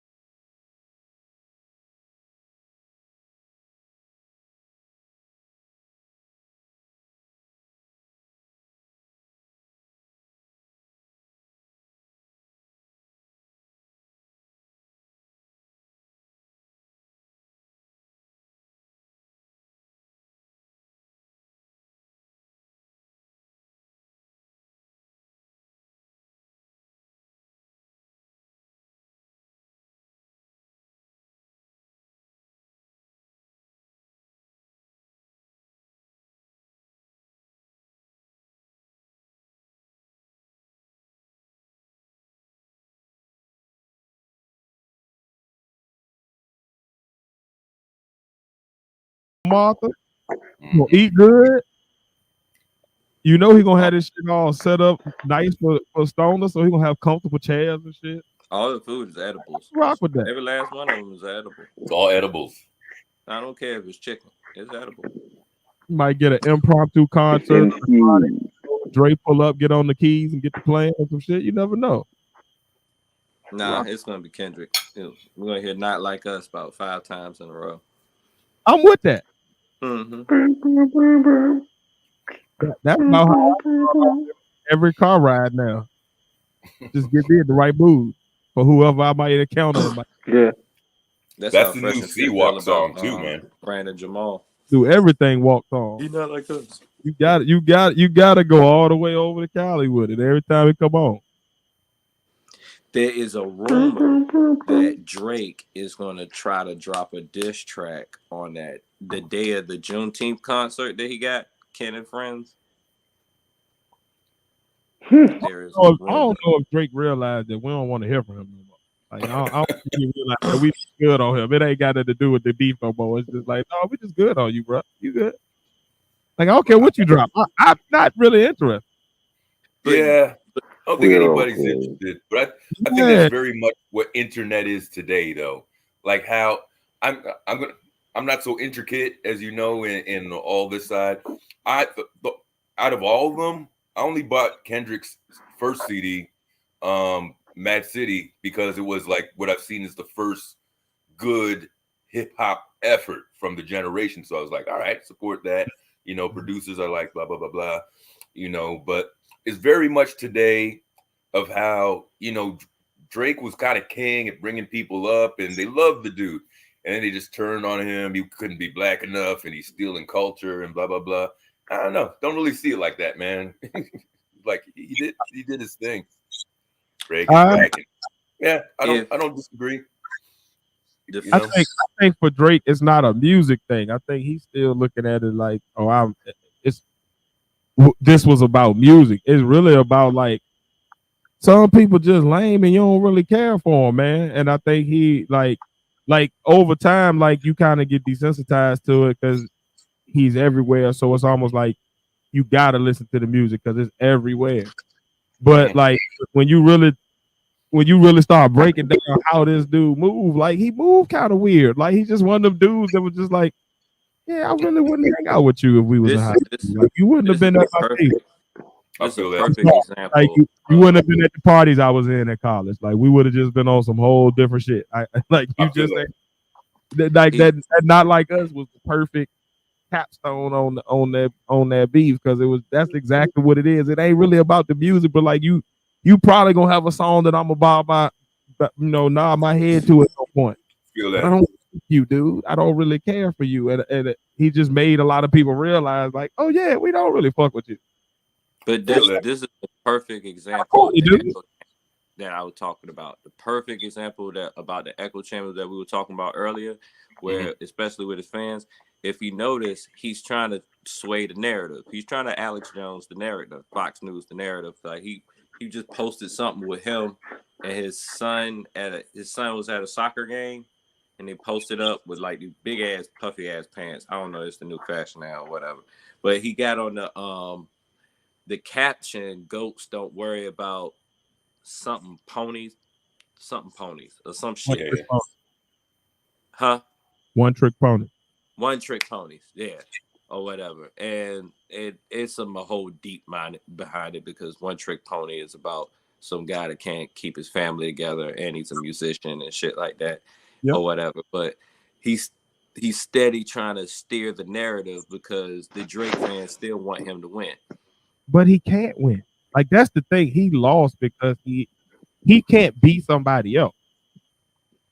Like, the only way Drake wins at this point is for him to beat somebody else. Like, you can say whatever you want to about Kendrick at this point, because I think that's the miscalculation of Drake and his fans. They thought it was between Drake and Kendrick. It was Drake against his image, Drake against how people perceive him. So, like, unless you can do something to change the way we look at how you move and act, you will wake up tomorrow and still be you. So Kendrick still wins. Like, you still gonna be corny. Like, what that nigga said, you thought you was gonna wake up and that shit was gonna you thought that shit was gonna just be gone? Like, no, like you are who you are, my boy. Cornball, you showed up with puffy pants. Why the fuck are you wearing puffy? Like, what are you doing? You're damn near 40. Like, you're 30 something, bro. You're not a little kid anymore. You're not 19. Did you just say Puffy's pants? No. The pants that he was wearing was like the pants were like them weird space pants he be wearing and shit. You know, he be wearing them dinosaur outfits and shit. Crazy and shit. Oh, okay. I thought you had worked somewhere else. You forget that he's old, so you just look like the old corny nigga still trying to catch a wave. Like, what do you have on? You look like was real. You look like funny. Somebody This is straight from his that. damn Instagram, sir. You look like Funny Marco. And you're out with your son. So you embarrassing the fuck out of your son with that shit. It's the new Hammer pants. Man, why you gotta look like that? Just dress normal. Act your fucking age. Still hanging out with every 16-year-old girl that come out with some new hit show song. Like, you gonna be you tomorrow, so you gonna always lose. You corny. And he took all his disses off his Instagram too. So that don't sound like defeat. Bruh, ain't nobody listen to nothing but maybe Euphoria other than Not Like Us, since Not Like Us dropped. Not Like Us came and washed all that shit away. They loved them when they loved them. But every once in a while I go back and get Euphoria just for the what is it, the braids? But you know what I mean? But that's the thing though. Like, it's Drake fans are not rap fans. They're not hip hop fans. They're pop fans. You know what I'm saying? Like, that in general. Yeah, Gator girl. All I Gator girl. Right. Yeah. He is a fan. We know this. We know. But yeah, they're not hip hop fans, because every time they throw in a defense for Drake, it does not sound like anything. They always trying to flip the rules of hip hop. Like they know everything. I don't hang with nobody that got no weird ass charges like that. No, I don't either. And he still addressed that. Like, he's not addressing the poignant shit. He keep talking about, I don't have a daughter. Yeah, we know, but nigga, what about all this other shit? We don't even care if you have a daughter. Like, can you explain that, brother? Because that ain't how most dudes that I know move. That's normal. Like, that's just not. And we ain't why on no more teenage girl talking about your breast feel good on my chest. We ain't hanging out and texting and DMing little kids and like, that's some weird shit, man. We ain't hanging with dudes that got weird charges on their rap sheet. We get them ASAP. You found out some shit like that. Like, what? Like, you know, Aubrey. What? That fuck him up. That's his fans. I was about to say, what? He got like a stable or some women or something? Oh God. Fans coming for him next. I was worried, man. You know, you never know with these dudes now, man. Every time I ain't surprised to hear shit about none of these guys. I don't know if it was his first track, but it was the first track I heard from him. The one that Dr. Dre and him came out with. Damn. Talking about before Mad City? Say again? You talking about that was on Section 80? Nah. Well, it was on Good Kid, Mad City. Probably on Good Kid, Mad No, City. I think it was probably just before that. Or swimming pools. No, just before that. Let's see if I have it. Trying to think. You'd recognize the sample. Hey, can you get it together over there, bro? I think hear your whole digestive tract on it. The Recipe. Is it The Recipe? Yeah, The Recipe. Women, weather.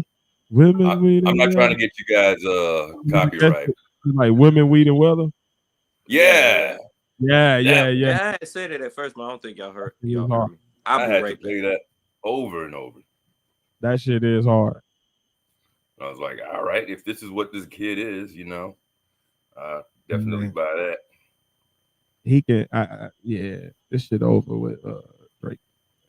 He can. Kendrick can come out and be exposed as whatever, and I can stop fucking with him, and I'm still not gonna be like, oh, I'm back with you, Drake. You win, my guy. You did it. No, nigga, you stay over there too.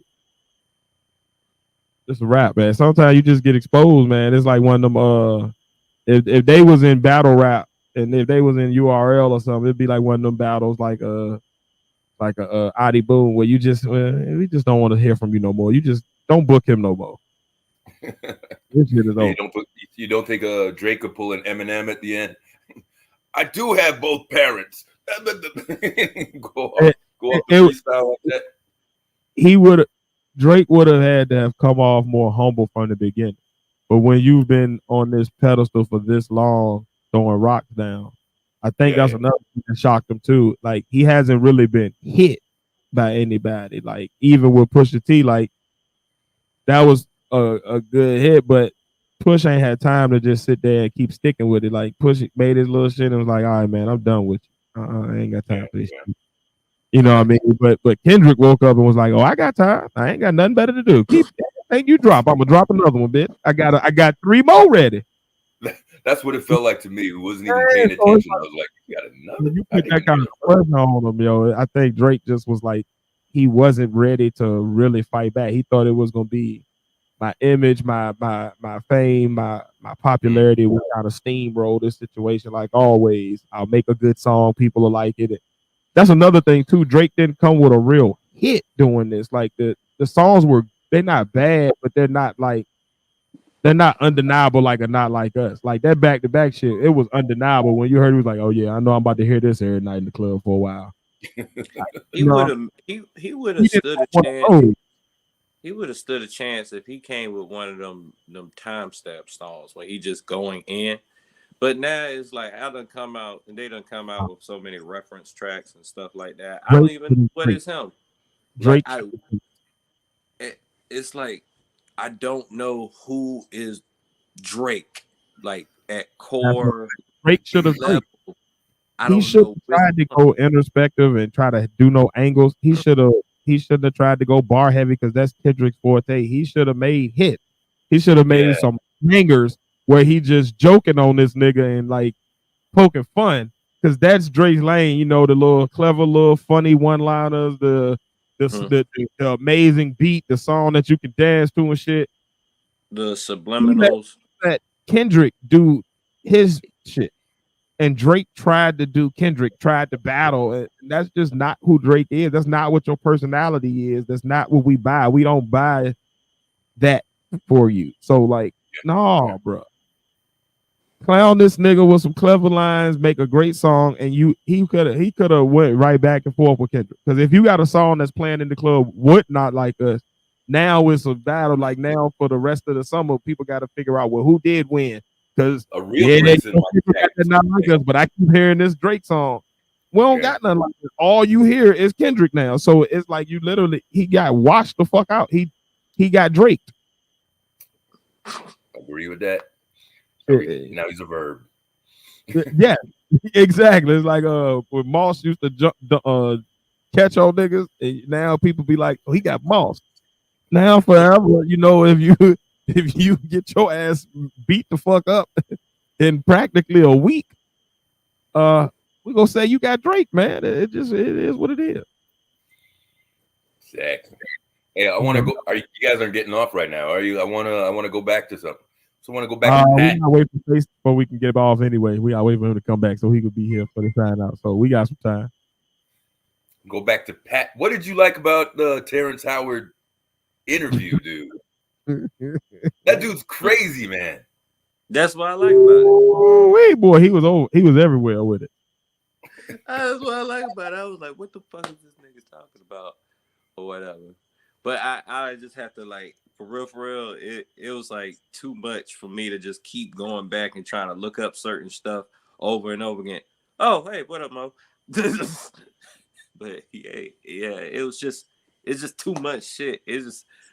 But at the same time, I was like, I've never seen this side of Terrence Howard before. Like, he was so dead serious, yo. He was so dead serious. I don't know if he's on meds or what, but he was serious as hell about it. Like, and he was breaking that shit down. He was like, hold on, let me show you on my YouTube. Go to this video real quick and pull this. And this is how we created Saturn. He said some bullshit about he created artificial intelligence or some bullshit. Yeah. Some shit. Get the fuck out of here, man. This nigga said he got energy. He can create planets. He's redoing the way we do math. I was like, man, but you know what the crazy part is? What gives credence to it, and it makes you be like, oh, maybe the nigga got patents. Yeah. That means something that he created was viable enough for them to give him patent pending status on. So that's crazy. I think he just didn't go forward with keeping the patent, basically. But I'm still trying to figure out. He said all of that, and I still ain't figured out exactly what are you trying to do. Is it the math? Are you making planets? Are you trying to give us energy? Like, what's your goal here? He's trying to make a memorable Joe Rogan episode. That's what he's trying to do. And he was mixing shit. Man, I don't mean no harm. I don't think I got enough weed to smoke for me to be able to sit in that interview and understand. Like, I sat through that thing and I was just sitting there just like dumbfounded the whole time. Like, what is this? What happened to him? I just wanted to give him something at Oxford that kind of opened up, and he kind of looked like a fool. He said they didn't bring whatever he needed for his presentation. He was just saying some stupid shit, man. I going into like Isaac Newton and like all this other shit about this and that, and he looked foolish.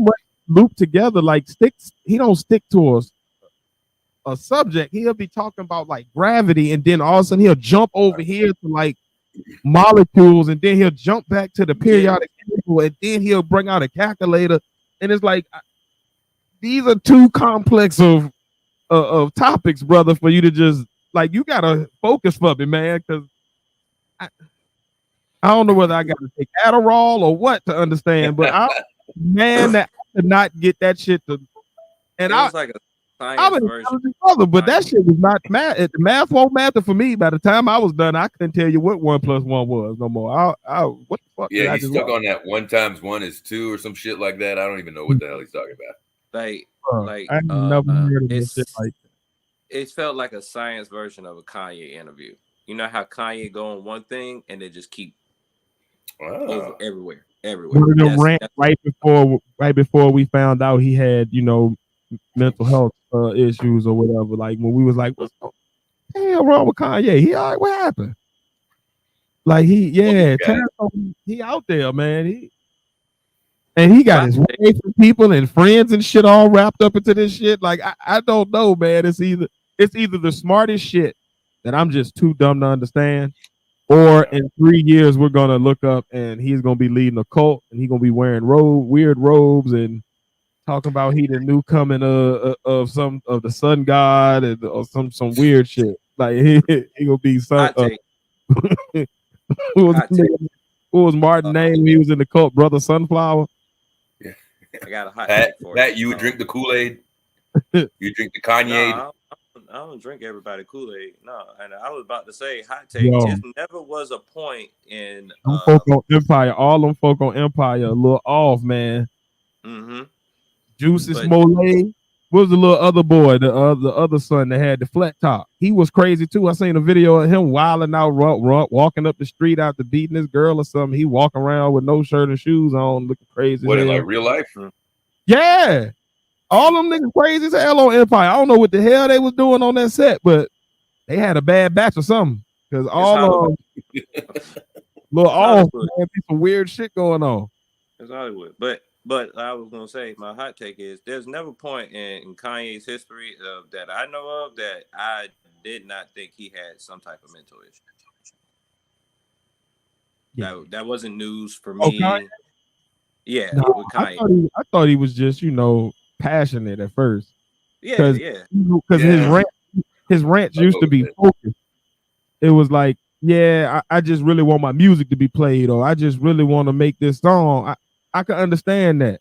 But then when he started getting off into the politics and he started talking about Jay-Z, he said Jay-Z want to kill him and he's snapping on Sway. You can see he was going on. It's like you could see like that ain't what we was seeing. It's a positive. You don't have the answers, Sway. You don't have the answers. Yeah. It's a positive and negative it's like, too. I was like, oh yeah, something ain't right. It was something about the I think it had a lot to do with his mom, yo. I think that shit made something in him snap. Like you can have a mental break, like, and I think he had one of. Even with that, I think that accident he had kind of did something to him. I mean, and on a positive note, he had some great songs, but even in those songs, I can hear some type of like he'll have some type of song that's introspective that I'll be like, all right, he's going through something. You know what I mean? In general, there's probably just that was there that we didn't really notice at first, but like it might have been over time, it would have been healed, but the simple fact that his mom passed away and the means that she passed away on some cosmetic shit, like that right there probably. Not even fun though, man. My mom, I might go crazy too though. Like I don't know what that can feel like. Like I can't imagine that feeling. Like I to this point, I lost my dad, but I never really had him, so I ain't had no feeling for that. But I've never really lost a parent, and I've never had to lose a child. So them two things, I don't know.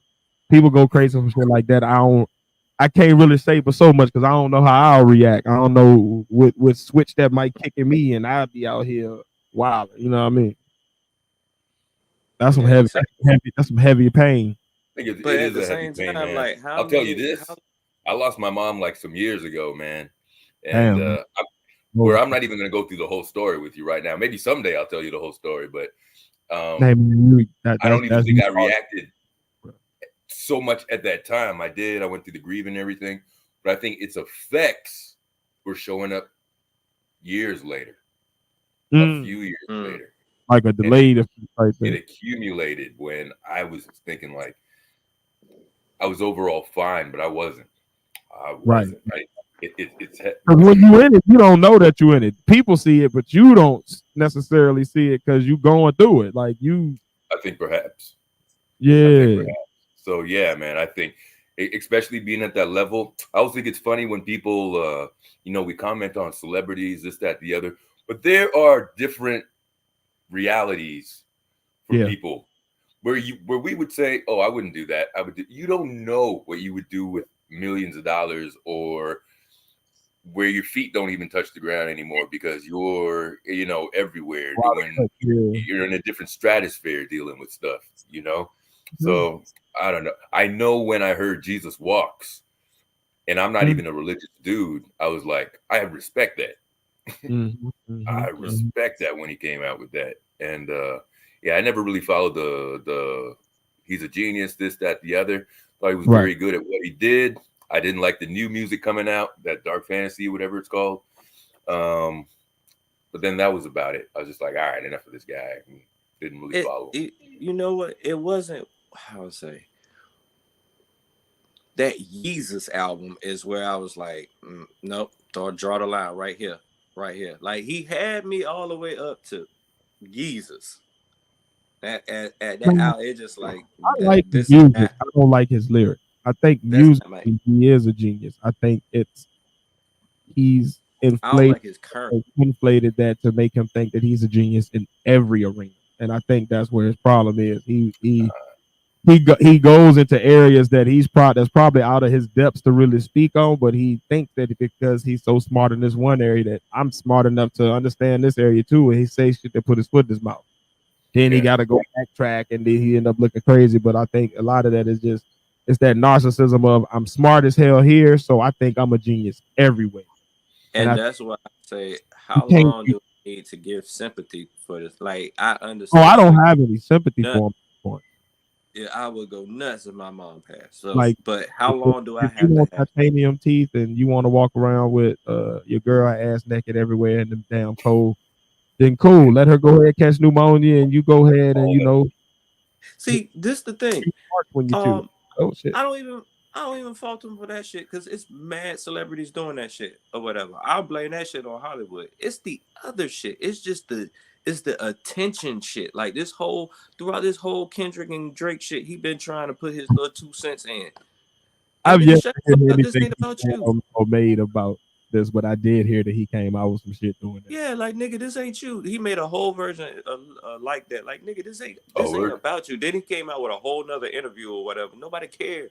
No, he was happy. Nobody cared. He was like, finally, somebody's with me. See, guys, I didn't like him. I just want J. Cole to diss him again as viciously as he should. No. Just so to get him out of the way. Because that's your way back, J. Cole. I just want you to diss Kanye. Just get him out of the way. I respect the apology, but I don't want to hear from J. Cole. I want to hear some good music from J. Cole because that grippy shit ain't it. I know that. I don't want you get back in the beef. I want to hear you make a good song again because I don't know what the hell you putting out right now, sir. Man, this song was whack, and then this grippy shit is whack, and I'm like, what happened? Like you was just the go-to guy in rap, and then this shit. It's almost like it took his glow or something. Like it I don't know, man. Yeah, I need a hit from him. I need a bang. I still got confidence in Cole. Motherfuckers be having whack songs all the goddamn time.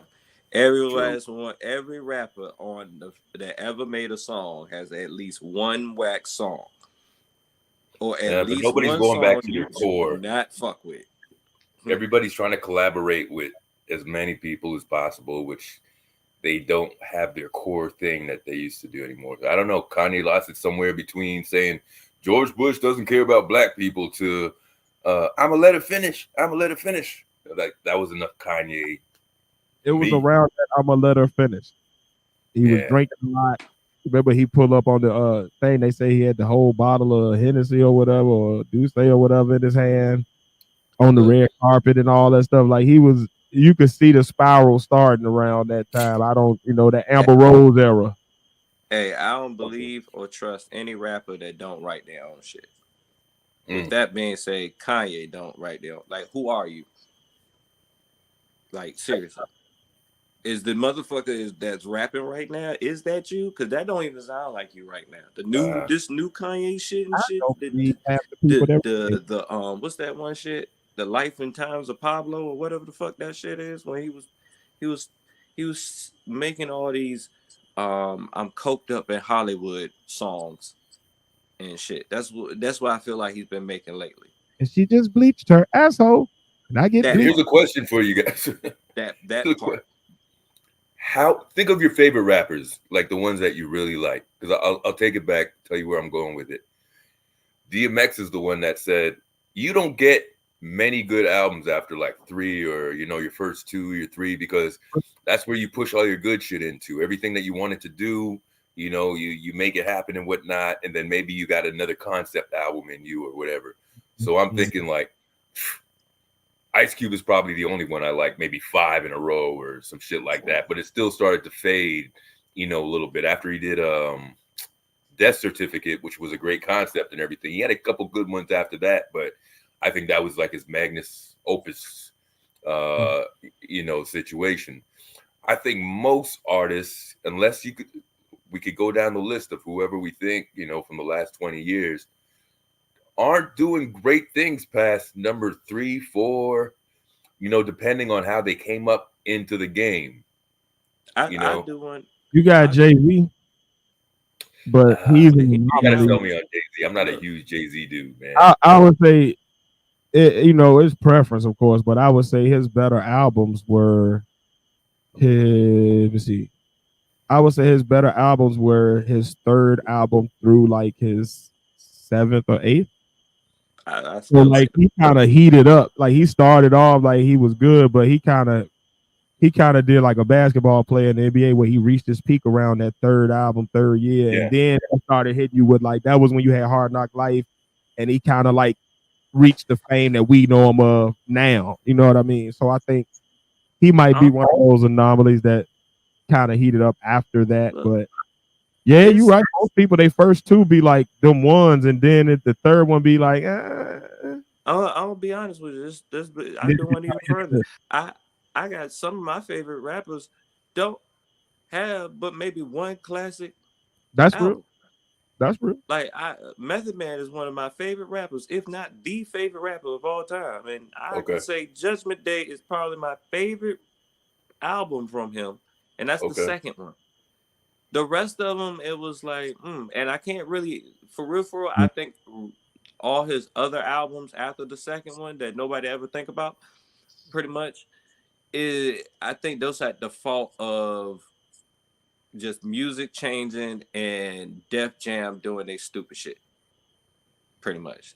They're not giving too much attention to him because he's an older act and that shit. And I think that if he had a better push, he would probably have the same production as Jay-Z and anybody else that came out at that time or whatever. But they just haven't pushed him because to this day he's still rapping at a high level. You know what I'm saying? Is that RZA's fault, man? Probably that's part of it. Because RZA had control. He wouldn't let anybody do anything He did with nobody. Business, but that was also that you can't just blame it on one nigga. That you decided along with that nigga that you gonna just stay with this dude when you signed to a whole nother label where they got classic producers all over the place. Yeah, you know what I'm saying? Like I'll give it. I can honestly say I like all of Kendrick's albums. I like honestly. You know what I'm saying? Like, really, he gives you every type of form of hip hop throughout his albums and every one of his projects. And each one of his projects are like concept projects. And I love concept projects. You know what I'm saying? Like, even if it wasn't the best concept, like Busta Rhymes had the concept where the world was going to end. But I think Kendrick has the cheat code to beat what Last Star was mentioning as far as like rappers having that fall off. I think the problem is a lot of artists put out so many albums back to back, like within close proximity to each other, trying to chase and stay in the limelight, that they're scared to take that time away to really live life, go through some new experiences, craft, have some new cultures influence their work. You know what I mean? I think, and that's the key to coming out with quality albums every time, is taking that time off between. Like, you know what I'm saying? When you got an artist that's putting out an album once a year or once every other year, they really ain't lived nothing different since that last album. So it ends up either they end up sounding the same a lot, or they end up trying to do something crazy because they get stuck in one sound. So they try to do some way left field that confuses their fan base. I think you might got that cheat code of just let me take some years between these projects, go off, live life, tour, be with my family, go through some heartbreak and some social issues, and go get therapy and all this stuff, and then come back when I got something new to talk about.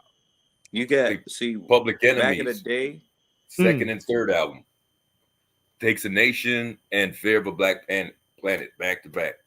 Right. Those were classic.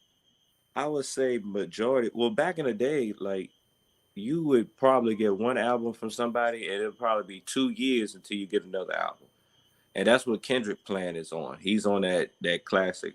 But I also think in this day and age, you have to be one of those top artists to be able to do that.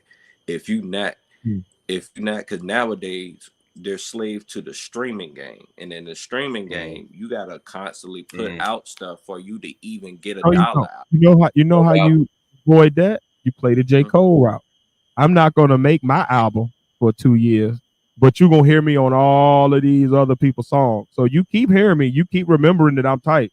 And so then, I still got time though to go off and work on my own shit on my leisure. And then I'm gonna come back when I got something that I feel like, all right, this is another, real Was that Lil Wayne for a full while? See, I think on that note though, J. Cole, that's another.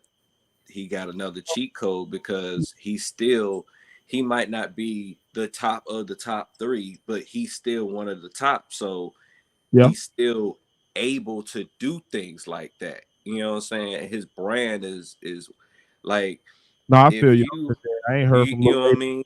I'm like, He still got to like a Moneybagg Yo. He might be hopping on different people's songs, right? And he's, for just in case last call don't know, he's like a underground southern rap from Memphis, right? I believe Memphis. Okay. his Or last whatever. album hard. Yeah. So like he still got to hop on other people's songs, but he still got to put out like an album at least once a year, or at least come out with singles. And that's another thing. They're not working on albums. They're working on singles. They're working on one single so they can get that one single to push this one stream. But if They focus on that comprehensive. if that single actually pushed the streams and the attention that works, and the label sees it, then they can work on having a full project or whatever. But if you just a random artist that just came out right now, this, that, and the third, like think about this. Sexy Red has not really had a drop album like they rolled out the red carpet as far as the promotion and shit like that. Every time she dropped, it's like a mixtape type drop or whatever. You know what I mean? Like, but if Nicki Minaj come out, she's gonna get the promotion, the red carpet, the podcast tour, all that shit, and it's gonna drop an album. You know what I mean? Like it's still some build up as far as if you're an artist in the industry, and you still get enslaved by whatever fucking deal you have to have whatever, and then the streaming shit. Like, artists used to make a whole lot more money with CDs and physical copies, right? But shit. Yeah. With that, you charging the actual artwork, the packaging and all that shit, or whatever. Now you don't get none of that shit. You just get the music. That's it. Let me ask you this: what is an artist coming into the game? What's the equivalent to a demo tape? Remember demo tapes? Mm-hmm. What today would you say is the equivalent? Here's my demo.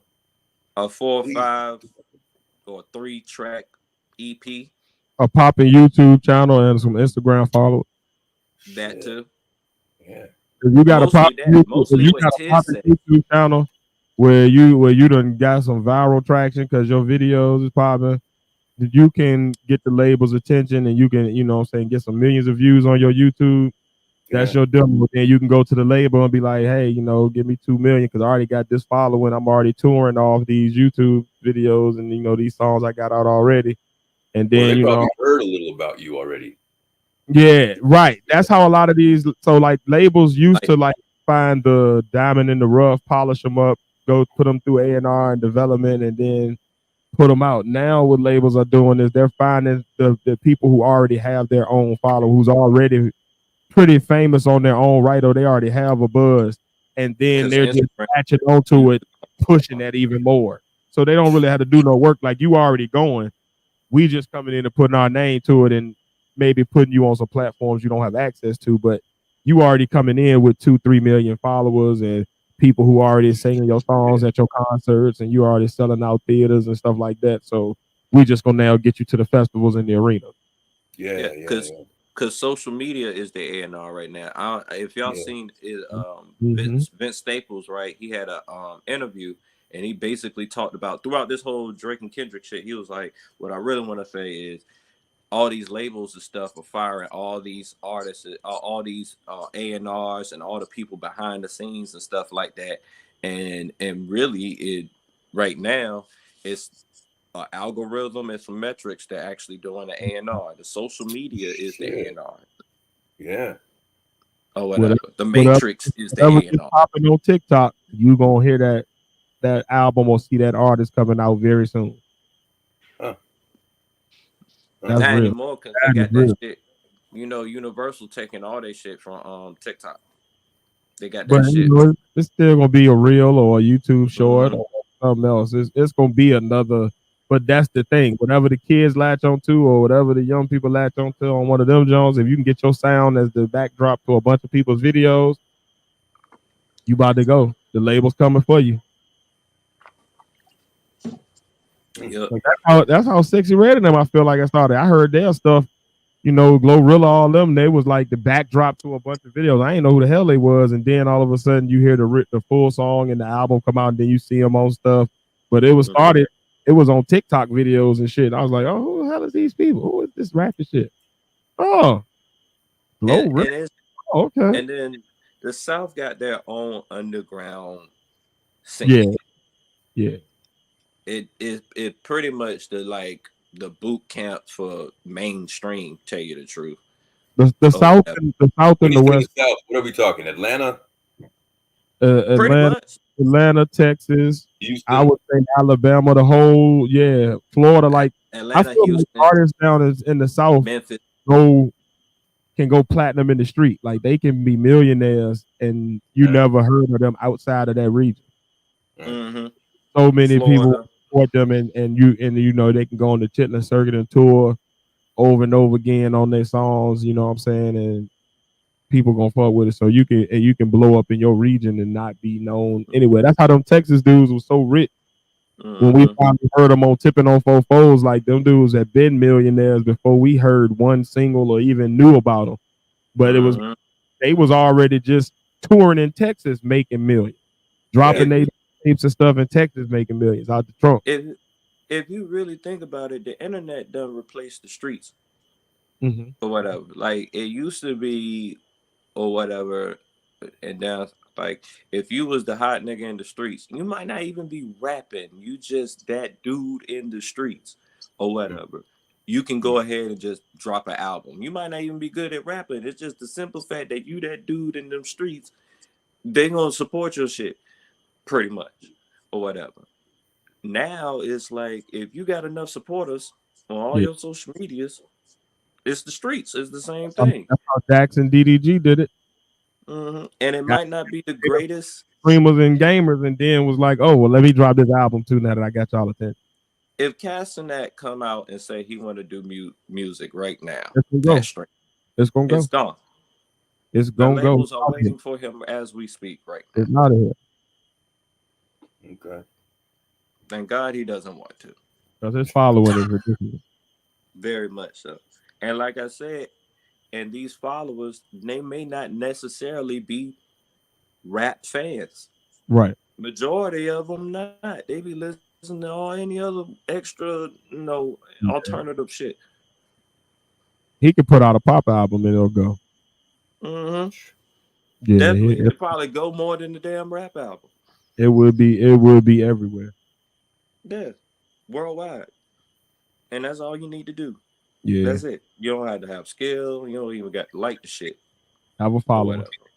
You can say I'm not a rapper. I just be rapping or whatever. Newsflash, everybody. If you got a career, and you made more than one album, you're a rapper.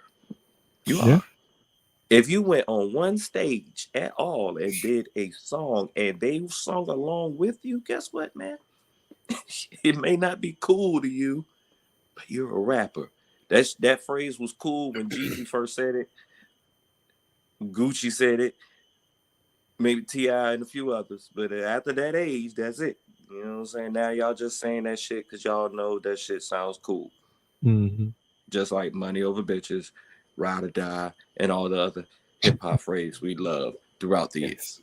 SoundCloud SoundCloud's responsible for some of that, or a lot of that. Yeah. Generation. SoundCloud, it was the precursor to YouTube and all of that becoming the platform. That's all that really happened. They just transferred it over. Just that same mentality of I'm gonna just drop a bunch of shit for free on here.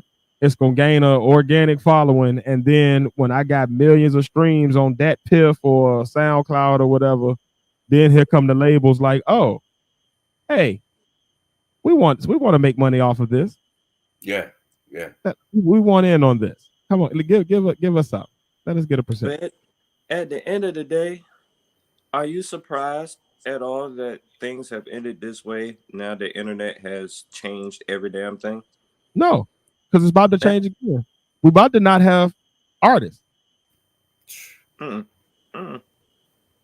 AI is about to make our music. Oh my God! Didn't we bring it up last time? The biggest R&B, the Motown. From a label is gonna go to some tech whiz and sitting in his room on his computer, and he ain't gonna be made one note. He gonna just be in there typing shit in his computer and making the biggest hits on the radio. I gotta, because it's an AI Drake song. I gotta song play that this is one for you guys. A lot of AI fire. But for real, is Drake AI? I don't know if he wrote that we shit. about to be watching AI movie. I seen a commercial for Under Armour that was done all in AI. That shit looked like some goddamn. I was like, nigga, I seen a movie that was I just would watch. made by I don't know AI. what that is, but I would watch it. I seen a movie on YouTube where And I it was bet it was made by AI. I bet it was good too. Mm-hmm. AI I make forgot what it was. AI make good quality I product. forgot what it was, but I think they actually took it off YouTube or some shit. Whatever. What the AI part of what the argument was with the SAG after people, and they was like on strike all that time in Hollywood when all the writers and actors went on strike. Wasn't that part of it? That's part of it in general, but it's even more to that. But the artists and writers, they're going through the same thing as the musicians with the streaming. Because we're making all these shows for you, but we're not getting any type of cut. You making Netflix, you're making millions. Amazon, you're making millions. All these millions, you're not getting whatever. On that, and we're barely living. We're living like we're regular, motherfuckers. You know what I'm saying? Like, see if you could play that one. The pie, or the just split even. Just a piece of it.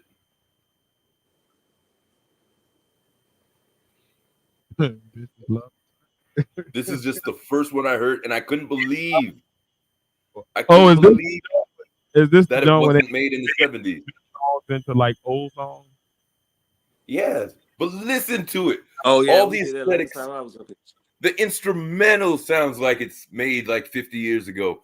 The background vocals sound like it's made 50 years. I have a whole playlist of these. Ridiculous. I have a whole playlist of these.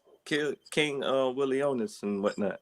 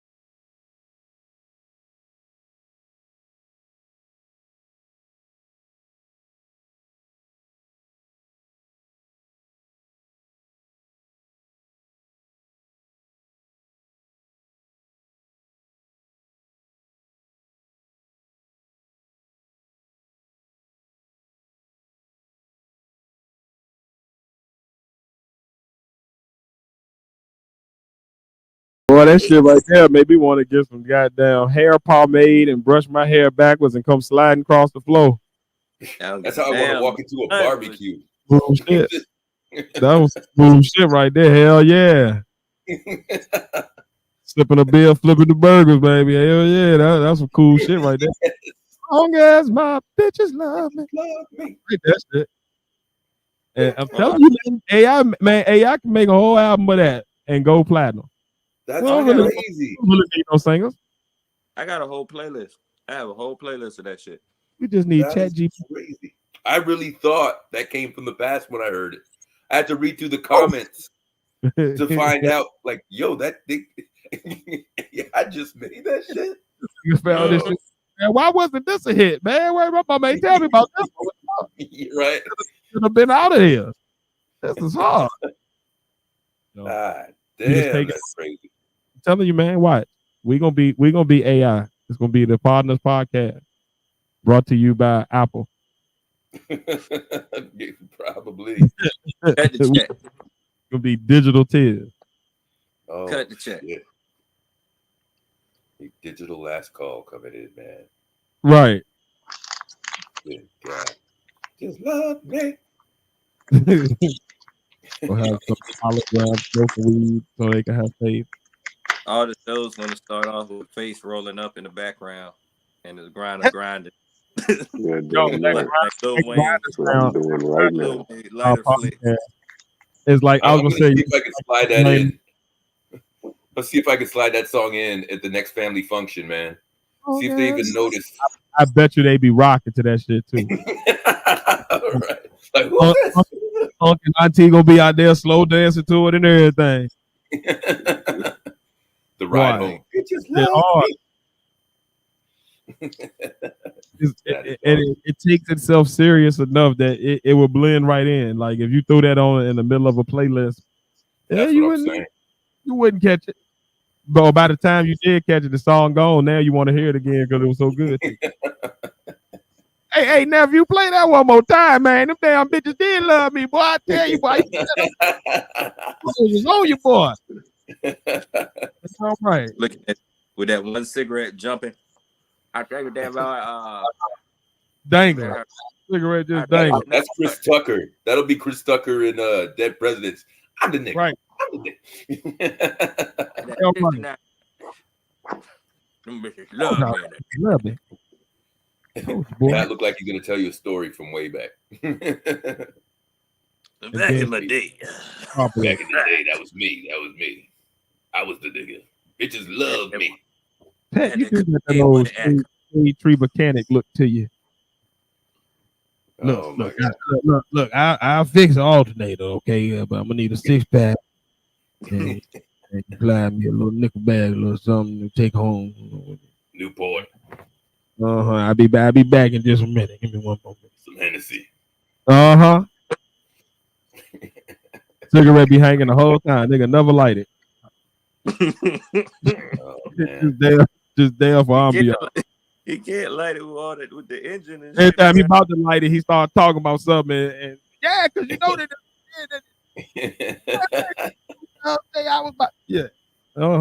Everybody got that dude in their family. You know him. Yeah, that Willie.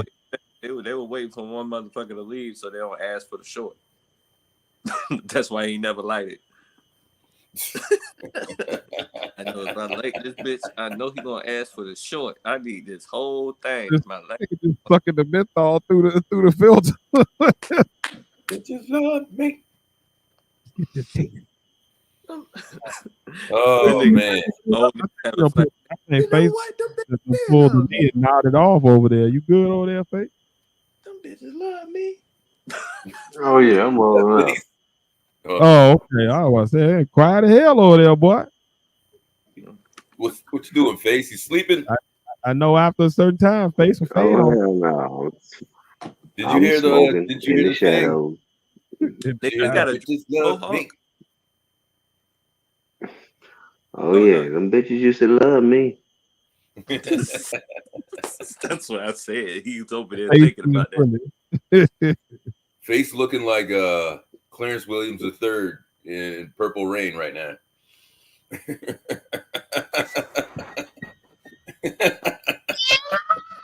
Purple rain, purple Prince comes back in that house. This is what it sounds like when doves cry. Oh shit.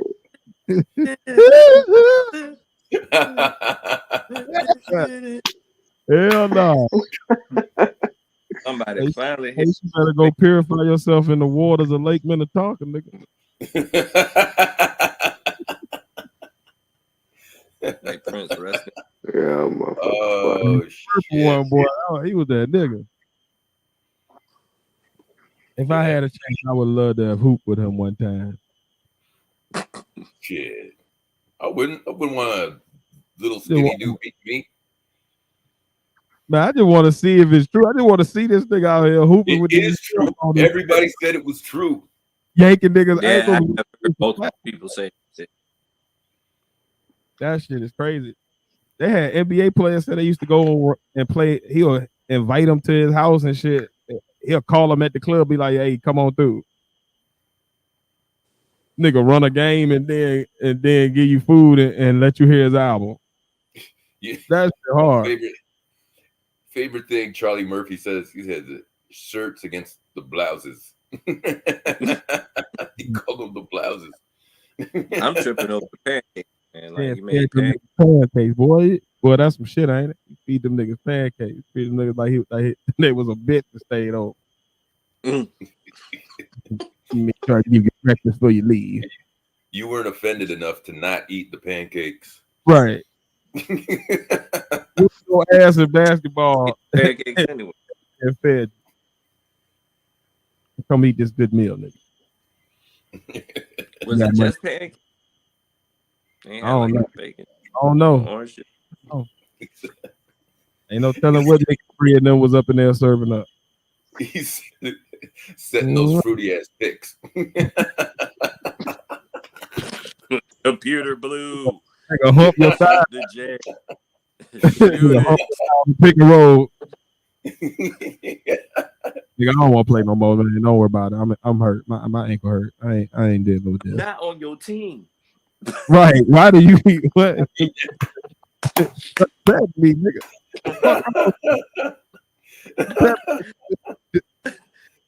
Mickey free. Mickey free. No, Mickey Free look just like a woman too to this day. That nigga look like he could have been Apollonia's sister or something. Oh shit.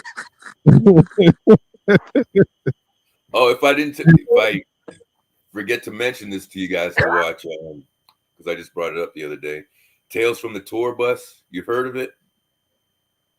Yeah. So, dude, Mike Judge. You see the James Brown one? Talking about King of the Hill, dude. So what?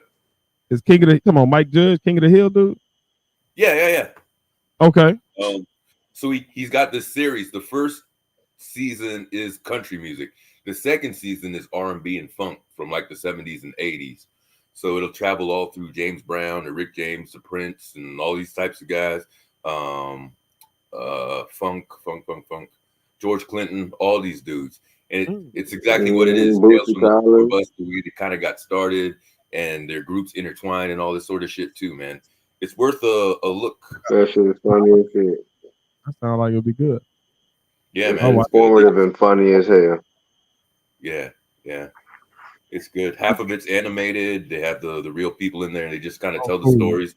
And one leads to another. So from James Brown, you get Boots. It goes into Bootsy Collins, which might go to Rick James, which Rick James goes into Prince, because Prince used to play for Rick James back in the day, like open for him, all that sort of shit. And it just goes through. Where they overlap, they go to the next one from where they overlap.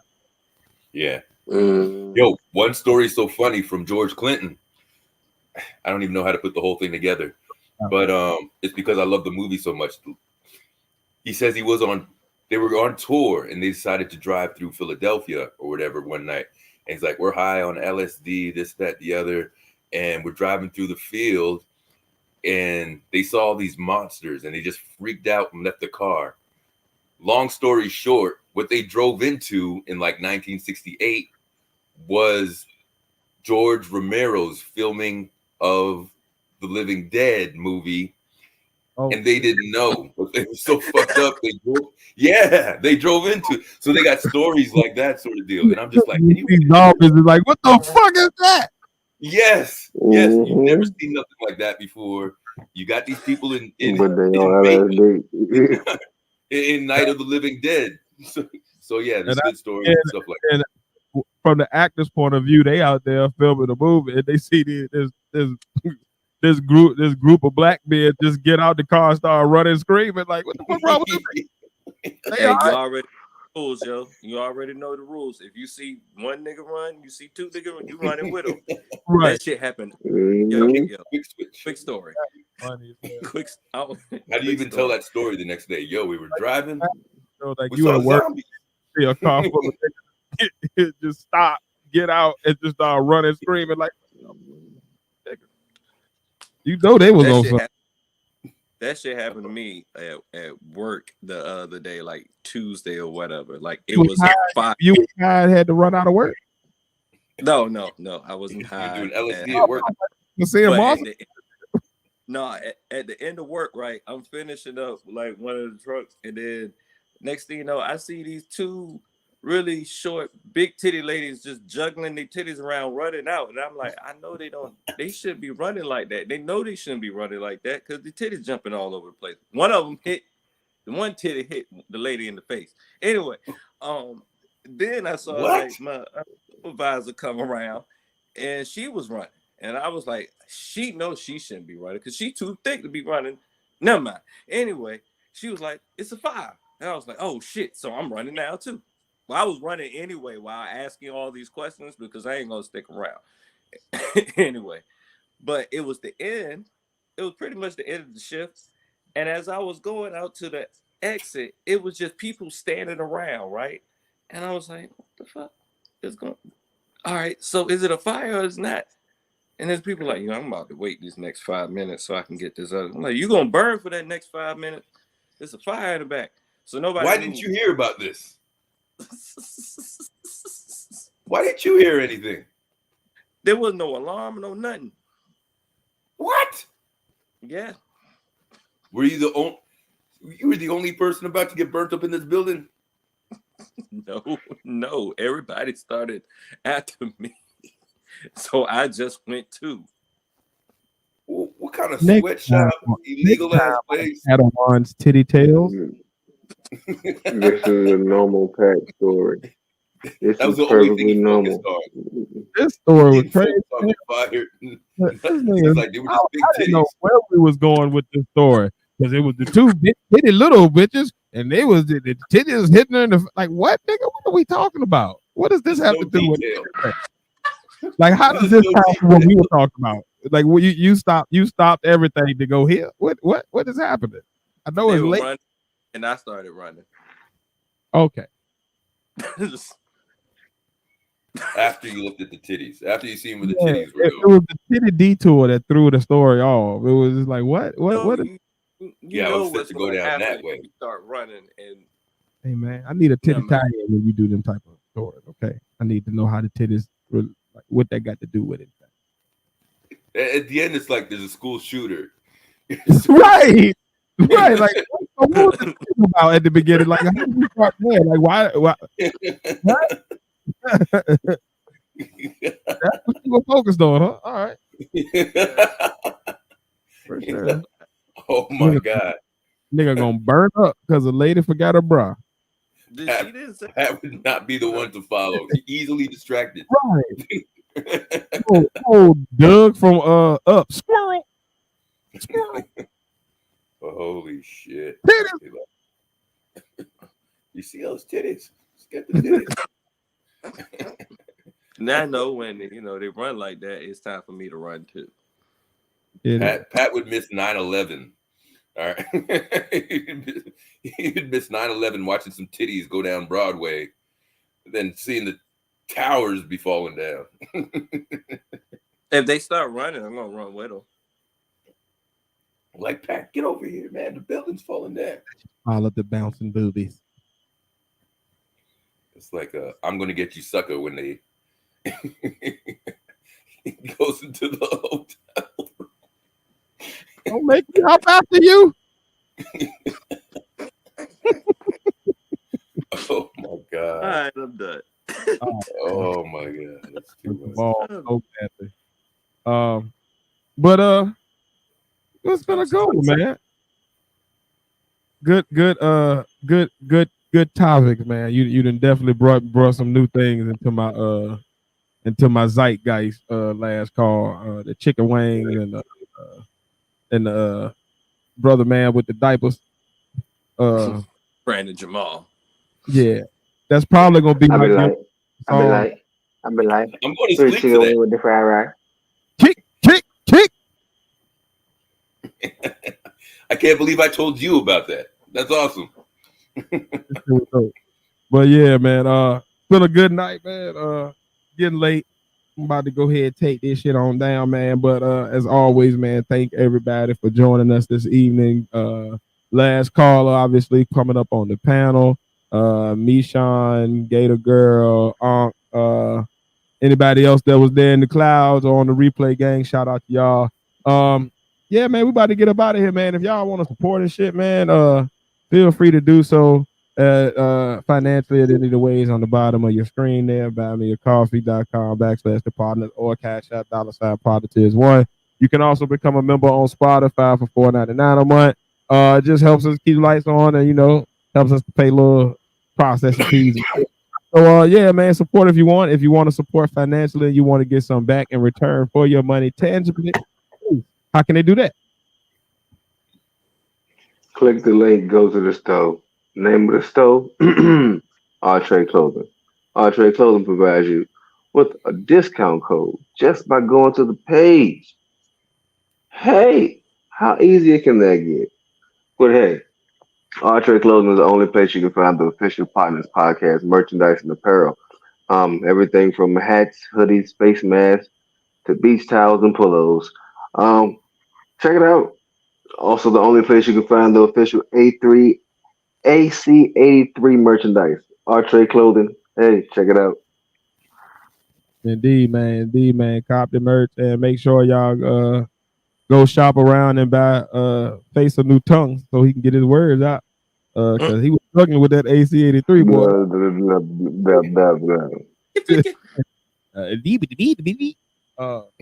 But yeah, man. So make sure y'all. That's all. If you want to support in other ways, man, Pat, how can they stay in touch with us, man? @THEPODNAS. That's the @THEPODNAS. That's most of our social medias. That is the Twitch, the TikTok, the Twitter, and the Instagram. And on Facebook, where Tiz Face Pat are the partners. Indeed, man. Get active, holler at us. We do holler back, man. You know what I mean? Join the chat next time. If you're watching this on replay, come on up, join us live, man. You too could be in the seat like last call and come on up and chop it up with us. It's always, man, it's been good. Last call, thanks as always for joining us, man, and adding a unique perspective to the show. As always, man, I've been 1/3 of the partners. I've been your boy Tiz, and I've been along with. I'm the other third of the partners. I'm the Padawan. I'm going to tell last call, stop throwing them coffee cups. They're getting expensive, especially if you get them from Starbucks. And I'm along with. You deserve it. You know it's place in the place, man. Could have been anywhere else, but you chose to be here with us. Paying to spend your time with us, man. Join the conversation. Indeed, man. Been a good one, guys. Fucks with y'all. Love y'all niggas, man. Peace. Have a great week, everybody.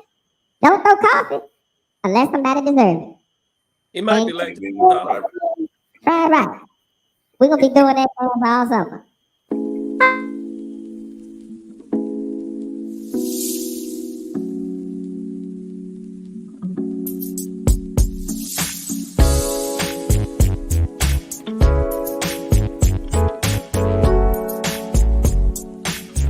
Keep your little sisters away from your host.